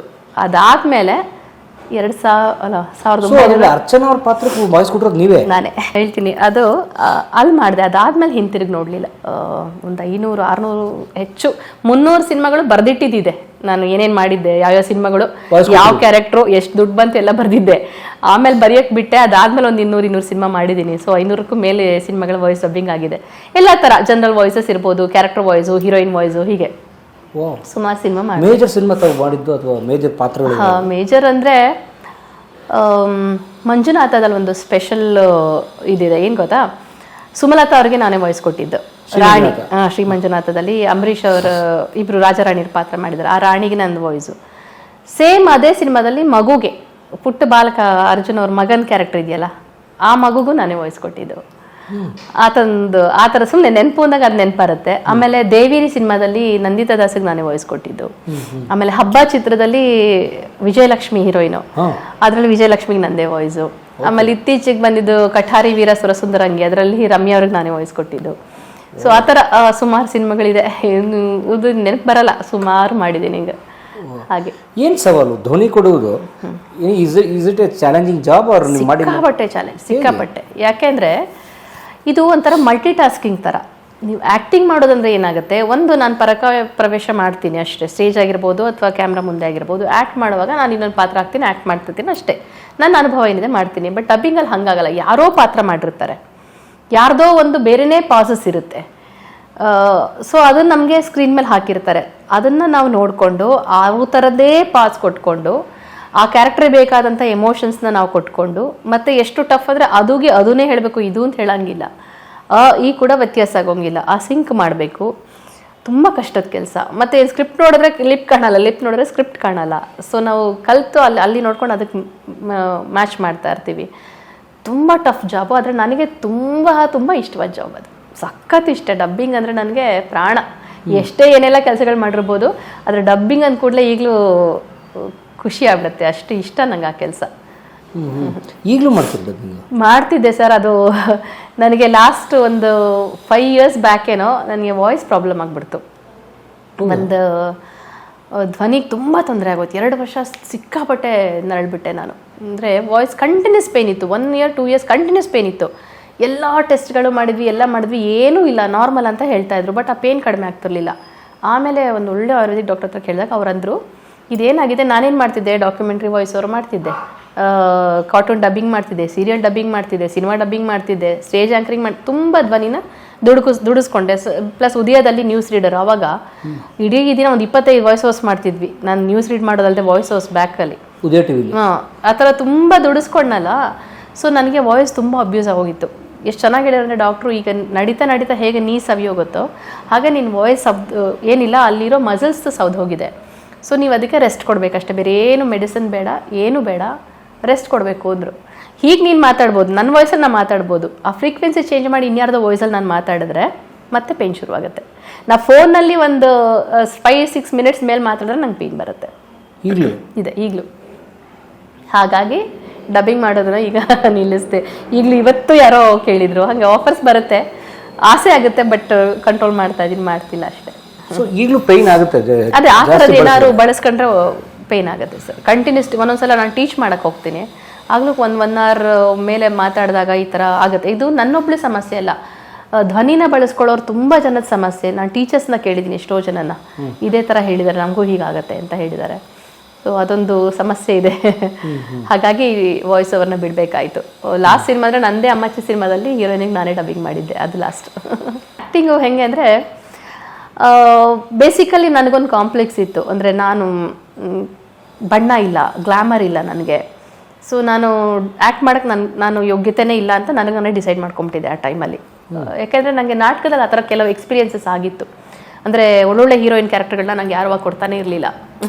ನಮ್ಮ ಟೀಮಲ್ಲಿ ಹೆಂಗಿತ್ತು ಅಂದರೆ ಯಾರು ಬರದೇ ಹೋದರೆ ಆ ಪಾತ್ರ ನಾ ಮಾಡೋದು, ಹಂಗೆ ಮಾಡಿ ಒಳ್ಳೊಳ್ಳೆ ಕ್ಯಾರೆಕ್ಟರ್ ಮಾಡಿದೆ, ಅದು ಬೇರೆ. ಆದರೆ ಫಸ್ಟ್ ಒರಿಜಿನಲ್ ಕಾಸ್ಟಿಂಗ್ ಅಂತ ಏನು ಮಾಡ್ತಾರೆ, ಆವಾಗ ನನಗೆ ಯಾವತ್ತೂ ಒಳ್ಳೆ ಪಾತ್ರ ಸಿಕ್ಕಿರಲಿಲ್ಲ, ಫಸ್ಟ್ ಸೆಲೆಕ್ಷನ್ ಆಗ್ತಿರ್ಲಿಲ್ಲ. ಅಂದರೆ ಈಗ ಅವಕಾಶ ಕೊಟ್ಟು ಬೇಕು ಬೇಡ ಅನ್ನೋದಲ್ಲ, ನನ್ನ ಟ್ಯಾಲೆಂಟಿಂದ ಅಲ್ಲ, ನನ್ನ ಪ್ರೆಸೆನ್ಸಿಂದ ಸೆಲೆಕ್ಟ್ ಆಗ್ತಿರ್ಲಿಲ್ಲ, ಹಾಗಾಗಿತ್ತು. ಸೊ ಅದರಿಂದನೋ ಏನೋ ನಾನು ಅಂದ್ಕೊಂಡೆ, ಬಹುಶಃ ನನಗೆ ಪ್ರೆಸೆನ್ಸ್ ಇಲ್ಲ, ಅದರಿಂದ ನನಗೆ ಆ್ಯಕ್ಟಿಂಗ್ ನನಗಲ್ಲ ಅಂತ ಬಿಟ್ಬಿಟ್ಟಿದ್ದೆ. ಸೊ ನನಗೆ ಖುಷಿ ಆಗುವಂಥದ್ದು ಏನಂದರೆ, ನನಗೆ ಇದ್ರ ಆಫರ್ ಇತ್ತು, ಏನೋ ಡಬ್ಬಿಂಗ್ ಆವಾಗ ಆಲ್ರೆಡಿ ಮಾಡ್ತಿದ್ದೆ. ಸೊ ಮಾಡ್ತಾ ಆರಾಮಾಗಿದ್ದೆ. ಒಂದ್ಸಲ ಏನಾಯಿತು, ನಮ್ಮ ಮನೆಗೆ ನಾಗತಿಹಳ್ಳಿ ಚಂದ್ರಶೇಖರ್ ಅವ್ರದ್ದು ಕಾವೇರಿ ಧಾರಾವಾಹಿ ಆಗ್ತಾ ಇತ್ತು, ಇನ್ನು ಶುರು ಮಾಡಬೇಕಿತ್ತು. ನಮ್ಮ ಮನೆಯವರು ಅದಕ್ಕೆ ಆರ್ಟ್ ಡೈರೆಕ್ಷನ್ ಮಾಡ್ತಿದ್ರು. ಅದಕ್ಕೋಸ್ಕರ ಕೆಲಸದ ಮೇಲೆ CV ಮಂಜುನಾಥ್ ಅಂತ ಪ್ರೊಡಕ್ಷನ್ ಮ್ಯಾನೇಜರ್ ನಮ್ಮ ಮನೆಗೆ ಬಂದಿರೋ, ರೂಪಾಂತರ ತಂಡದವ್ರು, ನಾಟಕದವ್ರು. ಅವರು ಬಂದಾಗ ಅವ್ರೇನು ಮಾಡಿದ್ರು, ಹೀಗೆ ಮಾತಾಡ್ತಾ ನನ್ನನ್ನು ಹಿಂಗೆ ಗಮನಿಸಿದ್ರು, ಮೇಡಮ್ ನೀವು ಆ್ಯಕ್ಟ್ ಮಾಡ್ತೀರಲ್ವಾ ನಾಟಕಗಳಲ್ಲಿ? ಹೌದು. ಯಾಕೆ ಸೀರಿಯಲ್ ಮಾಡಲ್ಲ ಅಂದ್ರೆ, ಗೊತ್ತಿಲ್ಲ ಸರ್, ಮಾಡಬಾರ್ದಂತಿಲ್ಲ, ನಾನು ಯಾವತ್ತೂ ಯೋಚನೆ ಮಾಡಿಲ್ಲ ಅಂದೆ. ಬರ್ತೀರಾ, ನಿಮ್ಗೆ ಇಂಟ್ರೆಸ್ಟ್ ಇದೆಯಾ ಅಂದ್ರೆ, ಹೌದು ಖಂಡಿತ ಅಂದೆ. ನಾಡಿದ್ದು ಒಂದ್ಸಲ ಬನ್ನಿ ನಮ್ಮ ಲೊಕೇಶನ್ಗೆ ಅಂದರು. ಹೋದೆ. 1.5 ಪೇಜ್ 2 ಪೇಜ್ ಡೈಲಾಗ್ ಕೊಟ್ಟರು. ಆರಾಮಾಗಿ ಹೇಳಿದೆ. ಇಮ್ಮಿಡಿಯೇಟು ಅದು ಯಾವುದೋ 3ನೇ ತಂಗಿ ಅಂತ ಕಾಸ್ಟ್ ಮಾಡಿದ್ದನ್ನು ನನ್ನ ಪರ್ಫಾರ್ಮೆನ್ಸ್ ನೋಡಿ ಮೇಜರ್ ಕ್ಯಾರೆಕ್ಟರ್ ಕೊಟ್ಬಿಟ್ರು. ಕಾವೇರಿ ಅದು ಹೆಂಗೆ ಅಂದರೆ ಆ ಟೈಮಲ್ಲಿ ಇವಾಗಂದ್ರೆ ಬಿಡಿ ಎಷ್ಟೋ ಚಾನಲ್ಸು ಎಷ್ಟೋ ಧಾರಾವಾಹಿಗಳು ಅವಾಗ ಇದ್ದಿದ್ದೇ ಉದಯ. ಕಾವೇರಿ ಹೆಂಗೆ ನೋಡ್ತಿದ್ರು ಇವತ್ತಿಗೂ ಆಟೋದವರು ಎಷ್ಟೋ ಜನ, ನಾನು ಇವತ್ತು ಆಟೋ ಹತ್ತಿದ್ರೆ ಸುಳ್ಳಲ್ಲ, ಇದು ಎಕ್ಸಾಗ್ರೇಷನ್ ಅಂತ ನಿಮ್ಗೆ ಅನ್ಸ್ಬೋದು, ಇವತ್ತಿಗೂ ಮೇಡಮ್ ನೀವು ಸರಸ್ವತಿ ಅಲ್ವಾ ಅಂತಾರೆ. ಅಂದರೆ ಕಾವೇರಿ ಪಾತ್ರದ ಕ್ಯಾರೆಕ್ಟರ್ನಾಗೂ ಹಿಡಿದು ಗುರುತಿಸ್ತಾರೆ. ಇನ್ನು ಕೆಲವ್ರು ಇವಾಗ ಸ್ವಲ್ಪ ದೊಡ್ಡ ಮೇಡಮ್ ನಾನು ಸಣ್ಣವನಾಗಿದೆ ನಿಮ್ಮನ್ನು ಆ 4 ಜನ ಅಕ್ಕ ತಂಗಿರ್ದು ಒಂದು ಸೀರಿಯಲ್ ಮಾಡ್ತಿದ್ರಲ್ಲ ಮೇಡಮ್ ಅಂತ ಹೇಳ್ತಾರೆ. ಆ ಥರ ಆ ಕ್ಯಾರೆಕ್ಟ್ರು ಆ ಸೀರಿಯಲಿಂದ ಇವತ್ತಿಗೂ ನನ್ನನ್ನು ಗುರುತಿಸ್ತಾ ಇದ್ದಾರೆ. ಅಷ್ಟೊಳ್ಳೆ ಕ್ಯಾರೆಕ್ಟರ್ ಮಾಡಿದ್ದೆ ನಾನು ಅವಾಗ. ಸೊ ಹಾಗೆ ನಾನು ಧಾರಾವಾಹಿಗೆ ಬಂದೆ. ಅದಾದಮೇಲೆ ಆ ಕ್ಯಾರೆಕ್ಟರ್ ಆದಮೇಲೆ ಎಲ್ಲ ಸುಮಾರು ಅಂದರೆ ಒಳ್ಳೊಳ್ಳೆ ನಿರ್ದೇಶಕರ ಹತ್ರ ಕೆಲಸ ಮಾಡಿದೆ. ಬಿ ಸುರೇಶ್ ಅವ್ರದ್ದು 4 ತಂತಿ, ಆಮೇಲೆ ಸಿ ಕೈ ಚಂದ್ರ ಅವರ ಸುಮಾರು ಧಾರಾವಾಹಿಗಳಲ್ಲಿ ಮಾಡಿದೆ. ಆಗ ಯೋಗರಾಜ್ ಭಟ್ ಅವರು ಅದೇ ಸಿ ಕೈ ಚಂದ್ರ ಅವ್ರ ತಂಡಕ್ಕೆ ಇದು ಮಾಡ್ತಿದ್ರು, ಪರಮಪದ ಅಂತ, ಅದರಲ್ಲಿ ಮಾಡಿದೆ. ಆ ಥರ ಪಿ ಶೇಷಾದ್ರಿ ಅವ್ರದ್ದು ಮೌನರಾಗ. ಆಮೇಲೆ ತುಂಬ ಇತ್ತೀಚೆಗೆ ಮಾಡಿದ್ದು ನಮ್ಮ TNS ಸರ್ ಅವ್ರದ್ದು ಮುಕ್ತದಲ್ಲಿ ಮಾಡಿದೆ. ಅನೇಕ ಧಾರಾವಾಹಿಗಳಲ್ಲಿ ಮಾಡ್ತಾ ಬಂದೆ. ಅದು ಸಿನಿಮಾ ಜಾಸ್ತಿ ಮಾಡಲಿಲ್ವಾ ನೀವು? ಮಾಡಿದೆ 1-2. ಫಸ್ಟಿಗೆ ಒಂದು ಯಾವುದೋ ಒಂದು ಏಸು ಬಗ್ಗೆ ಮಾಡಿದ್ದೊಂದು ತುಂಬ ಹಿಂದೆ ಒಂದು ಸಣ್ಣ ಪಾತ್ರ ಮಾಡಿದ್ದೆ. ಅದು ಬಿಟ್ಟರೆ ಇತ್ತೀಚೆಗೆ ನಮ್ಮ ಅನನ್ಯ ಕಾಸರವಳ್ಳಿ ಅವರದ್ದು ಹರಿಕಥಾ ಪ್ರಸಂಗ ಅಂತ ಒಂದು ಸಿನಿಮಾ ಬಂತು. ಅದರಲ್ಲಿ ಮೇಜರ್ ಕ್ಯಾರೆಕ್ಟರ್ ಮಾಡಿದೆ, ಅಂದರೆ ಹೀರೋ ತಾಯಿಯಾಗಿ. ಒಳ್ಳೆ ಎಕ್ಸ್ಪೀರಿಯನ್ಸ್ ಅದು. ಅದೊಂದು ಇಂಪಾರ್ಟೆಂಟ್ ಕ್ಯಾರೆಕ್ಟರ್ ಮಾಡಿದೆ ಅಷ್ಟೇ. ಹೆಚ್ಚು ನಾನಂತೂ ಯಾವತ್ತೂ ಮಾಡ್ತೀನಿ ಅಂತ ಕೇಳಿ ಹೋಗಿದ್ದಿಲ್ಲ. ಹಾಗಾಗಿ ಅವರೇ ಕರೆದಾಗ ನನಗಿಷ್ಟ ಆದರೆ ಪಾತ್ರ ಮಾಡಿದ್ದೀನಿ ಅಷ್ಟೇ. ಈ ದೃಷ್ಟರ ಮಧ್ಯೆ ರಂಗಭೂಮಿ ಬಿಟ್ಟೇ ಇಲ್ಲ ನೀವು? ಯಾವತ್ತೂ ಬಿಟ್ಟಿಲ್ಲ. ಈಗಲೂ ಇಷ್ಟು ಇವಾಗ ಕೋಳಿ ಹೆಸರು ನಡೀತಾ ಇದೆ, ಅಮ್ಮಚ್ಚಿ ನಡೀತಾ ಇದೆ, ಇಷ್ಟೆಲ್ಲ ಬ್ಯುಸಿ ಇದ್ರು ಮೊನ್ನೆ ಕೂಡ ಹೈದ್ರಾಬಾದಲ್ಲಿ ನಮ್ಮದು ನಾಟಕ ಪ್ಲಸ್ ರಂಗಗೀತೆಗಳ ಶೋ ಮಾಡಿ ಬಂದ್ವಿ ಈ ಗ್ಯಾಪಲ್ಲಿ. ನಾಟಕ ಯಾಕಂದರೆ ಆ ನಾಟಕದಲ್ಲಿ ಸಿಗೋ ಖುಷಿ, ಅದು ನಮಗೆ ಕೊಟ್ಟಂಥ ಏನಿದೆ ಅದನ್ನು ಯಾವತ್ತೂ ನಾವು ಮರೆಯೋಕ್ಕಾಗಲ್ಲ. ನಮಗೆ ಬಿಡಕ್ಕೆ ಇಷ್ಟ ಇಲ್ಲ, ಅದು ನಮ್ಮನ್ನು ಬಿಡುತ್ತೋ ಇಲ್ವೋ ನಮಗೆ ಬಿಡಕ್ಕೆ ಇಷ್ಟ ಇಲ್ಲ. ಅಜ್ಜಿ ಅಮ್ಮಚ್ಚಿ ಬಗ್ಗೆ ಹೇಳುತ್ತಾ ಹೋದರೆ ಎಷ್ಟನ್ನು ಹೇಳುತ್ತಾ ಹೋಗಬಹುದು. ನಾನು ಸಿನಿಮಾ ಇರಲಿ, ನಾಟಕನೇ ನಿರ್ದೇಶನ ಮಾಡ್ತೀನಿ ಅಂತ ಅನ್ಕೊಂಡಿರ್ಲಿಲ್ಲ ನಾನು. ಅದು ಹೆಂಗಾಯ್ತಂದ್ರೆ ಒಂದ್ಸಲ ನಾನು MA ಮಾಡೋಕ್ಕೆ ಬೆಂಗಳೂರು ಯೂನಿವರ್ಸಿಟಿಗೆ ಹೋಗಿದ್ದೆ 2006ರಲ್ಲಿ. 2 ಮಕ್ಕಳು ಆಗಿತ್ತು, 2ನೇಳು ಪುಟ್ಟ ಮಗು, ಒಂದು 3 ವರ್ಷದ ಮಗು. ಆವಾಗ ನಾನು MA ಮಾಡಬೇಕು ಅಂತ ಹೋದೆ. MA ಮಾಡ್ತಾ ಮಾಡ್ತಾ ಅಲ್ಲಿ 2ನೇ ವರ್ಷ ಏನಂದರೆ ನಮ್ಗೆ ಕಂಪಲ್ಸರಿ ನಾಟಕವನ್ನು ನಾನು ನಿರ್ದೇಶನ ಮಾಡಲೇಬೇಕು ಅಂತ. ಅಲ್ಲಿವರೆಗೂ ನನಗೆ ನಾಟಕ ನಿರ್ದೇಶನ ಮಾಡ್ತೀನಿ ಅಂತ ಕಲ್ಪನೆಯೂ ಇರಲಿಲ್ಲ. ಸೊ ಮಾಡಲೇಬೇಕಲ್ಲ ಅನಿವಾರ್ಯತೆ ಅಂದಾಗ ನಮ್ಮ ಸುಧೀಂದ್ರ ಶರ್ಮ ಸರಲ್ಲಿದ್ದರು. ಅವ್ರೊಂದು ಮಾತು ಹೇಳಿದ್ರು, ಚಂಪಾ ನೀನು ನಾಟಕ ನಿರ್ದೇಶನ ಮಾಡ್ತೀಯ ಅಂದರೆ ಅದು ಗುರುತಿಸೋ ಹಂಗಿರ್ಬೇಕು, ಎಲ್ಲರೂ ಏನೋ ಮಾಡ್ತಾರೆ ಹೋಗ್ತಾರೆ ಅಂತ ಆಗಬಾರ್ದು. ಯಾಕೆ ಹಂಗಂದ್ರೂ ನಂಗೆ ಗೊತ್ತಿಲ್ಲ.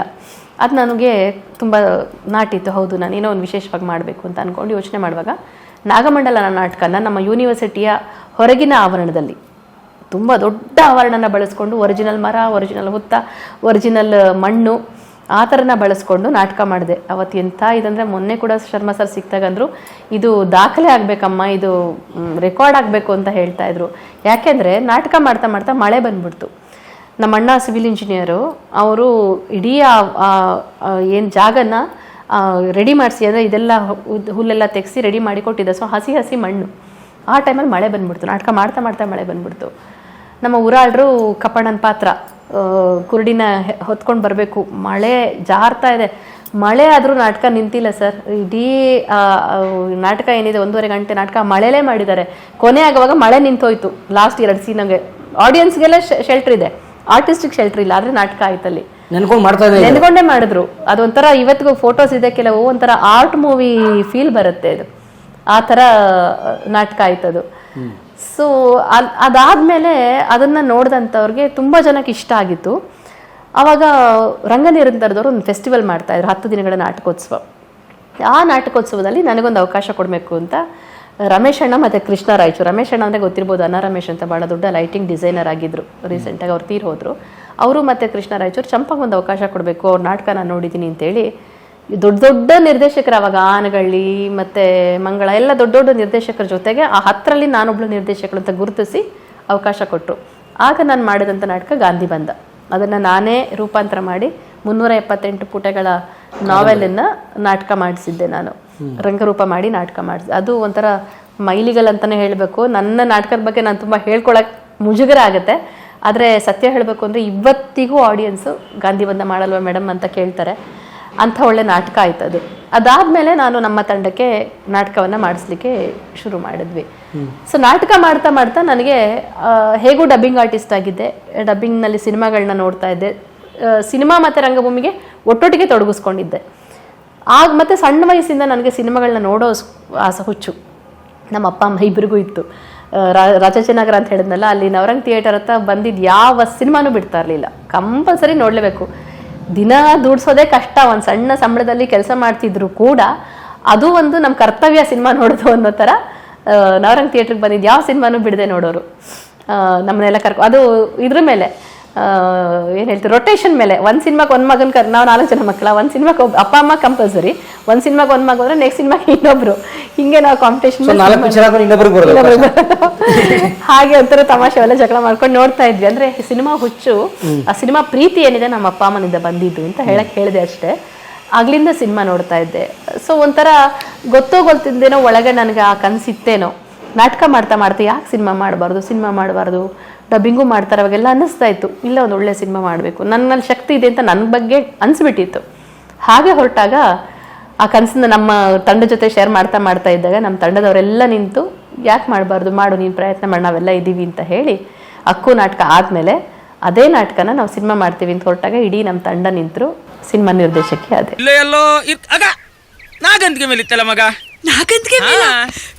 ನಾನು ಒಬ್ಬ ನಟಿಯಾಗಿ ಆಕ್ಟ್ ಮಾಡ್ತಾ ಅಥವಾ ಡಬ್ಬಿಂಗ್ ಆರ್ಟಿಸ್ಟ್ ಆಗ್ತಾ ಆ ಪ್ರೊಸೆಸ್ನ ತುಂಬ ಕಲ್ತಿದ್ದೆ, ನಾನು ಗಮನಿಸ್ತಾ ಇದ್ದೆ. ಯಾಕಂದ್ರೆ ನನಗೆ ಆಸೆ ಇದ್ದಿದ್ರಿಂದ ನಾನು ಆಕ್ಟ್ ಮಾಡ್ತಾ ಆ ಉಳಿದಿದ್ದ ಟೈಮ್ನಲ್ಲಿ ನಾನು ಸುಮ್ಮನೆ ಏನು ಮಾಡ್ತಿರ್ಲಿಲ್ಲ. ಸ್ಕ್ರಿಪ್ಟ್ ಹೆಂಗಾಗ್ತಿದೆ, ನಿರ್ದೇಶಕರು ಶಾರ್ಟ್ ಡಿವೈಡ್ ಮಾಡ್ತಿದ್ದಾರೆ, ಏನಕ್ಕೆ ಹಿಂಗೆ ಡಿವೈಡ್ ಮಾಡ್ತಿದ್ದಾರೆ, ಏನು ನಡೀತಾ ಇದೆ, ಆ ಥರ ಟೆಕ್ನಿಕಲ್ ಆಗಿ ನನ್ನಷ್ಟಕ್ಕೆ ನಾನೇ ಒಂಥರ ಏಕಲವ್ಯ ಅಂತ ಹೇಳ್ಬೋದು. ನನ್ನಷ್ಟಕ್ಕೆ ನಾನೇ ಕಲ್ತ್ಕೋತಾ ಇದ್ದೆ. ಬೇರೆ ಬೇರೆ ನಿರ್ದೇಶಕರ ಜೊತೆ ಕೆಲಸ ಮಾಡೋವಾಗ ಯಾಕೆ ಹೀಗೆ ಮಾಡ್ತಾ ಇದ್ದಾರೆ ಅದನ್ನೆಲ್ಲ ಗಮನಿಸ್ತಾ ಹೋಗ್ತಿದ್ದೆ. ಆಮೇಲೆ ಪ್ರೋಸೆಸ್ ಏನು, ಒಂದು ನಿರ್ದೇಶನದ ಪ್ರೋಸೆಸ್ ಏನು, ಸ್ಕ್ರಿಪ್ಟ್ ಆಗೋದ್ರಿಂದ ಹಿಡಿದು ಎಡಿಟಿಂಗ್ ಆಗಿ ಮುಗಿಸಿ ಹೊರಗೆ ಬರೋವರೆಗೂ ಏನೆಲ್ಲ ಪ್ರೋಸೆಸ್ ಆಗುತ್ತೆ ಅಂತ ಧಾರಾವಾಹಿ ಇರ್ಬೋದು, ಸಿನಿಮಾ ಆಗಿರ್ಬೋದು, ಅದನ್ನು ಹಾಗೇ ಗಮನಿಸ್ತಾ ಮಾಡ್ಕೋತಿದ್ದೆ. ಎಲ್ಲದಕ್ಕಿಂತ ಹೆಚ್ಚಾಗಿ ನನಗೊಂದು ವಿಷನ್ ಇತ್ತು.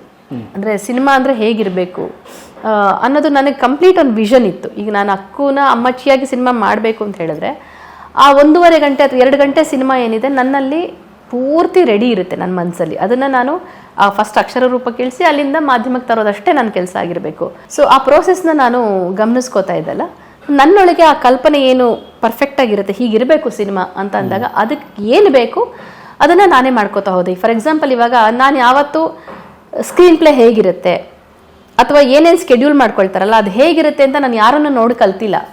ನನಗೆ ಗೊತ್ತಿದೆ, ನನಗೆ ಸ್ಕೆಡ್ಯೂಲ್ ಏನು ಹೇಗಿರಬೇಕು, ನನಗೆ ಕೆಲಸ ಮಾಡೋಕ್ಕೆ ಹೇಗೆ ಅನುಕೂಲ ನಾನೇ ಮಾಡ್ಕೊಳ್ತಾ ಹೋದೆ. ನಂಗೆ ಇವತ್ತಿಗೋರ್ಗೂ ನಾನು ನೋಡೋಕೆ ಹೋಗಿಲ್ಲ ಬೇರೆಯವ್ರದ್ದು ಹೆಂಗಿರುತ್ತೆ ಅಂತ.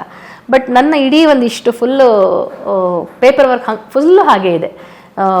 ನಮ್ಮದು ಸ್ಕೆಡ್ಯೂಲ್ಗಳಾಗಿರ್ಬೋದು, ಪ್ರಾಪರ್ಟಿ ಚಾರ್ಟ್ ಆಗಿರ್ಬೋದು, ಆರ್ಟಿಸ್ಟ್ ಚಾರ್ಟ್ ಆಗಿರ್ಬೋದು, ಎಲ್ಲವೂ ಸ್ಕ್ರೀನ್ ಪ್ಲೇಯಿಂದ ಹಿಡಿದು ಅಚ್ಚುಕಟ್ಟಾಗಿ ನೀಟಾಗಿ ನಾವು ಬರೆದಿಟ್ಟಿದ್ದೀವಿ. ಅಂದರೆ ನನ್ನೊಳಗೆ ಹೀಗಾಗಬೇಕು ಅನ್ನೋ ಒಂದು ಕ್ಲಾರಿಟಿ ಇರೋದ್ರಿಂದ ನಾನು ಅದನ್ನು ಮಾಡೋ ಹಾಗಾಯಿತು ಅಂತ ಅನಿಸುತ್ತೆ. ಸೊ ನಿಮ್ಮ ಮೊದಲ ನಿರ್ದೇಶನ ಚಿತ್ರ ಅಕ್ಕು ಬೇಸ್ಡ್, ಅಮ್ಮಚ್ಚಿಯ ಮನೆ ಅಂತ. ಹೌದು, ಅಕ್ಕು ಕಥೆ ಆಧಾರಿತ. 3 ಕಥೆ, ಅದು ಬರೀ ಅಕ್ಕು ಅಲ್ಲ. ಅಕ್ಕು, ಅಮ್ಮಚ್ಚಿಯ ಮನೆ ನೆನಪು, ಪುಟ್ಟ ಮತ್ತೆ ಮೊಮ್ಮಗಳು, ಇದು ಬೇರೆ ಬೇರೆ ಕಥೆಗಳು. ವೈದೇಹಿಯವರ ಕಥಾ ಸಂಕಲನದಲ್ಲಿರುವಂಥ 3 ಬೇರೆ ಕಥೆಗಳನ್ನು ನಾನು 3 ಹೆಣೆದು ನಾಟಕ ಮಾಡಿದ್ದೆ ಅಕ್ಕು ಅಂತ.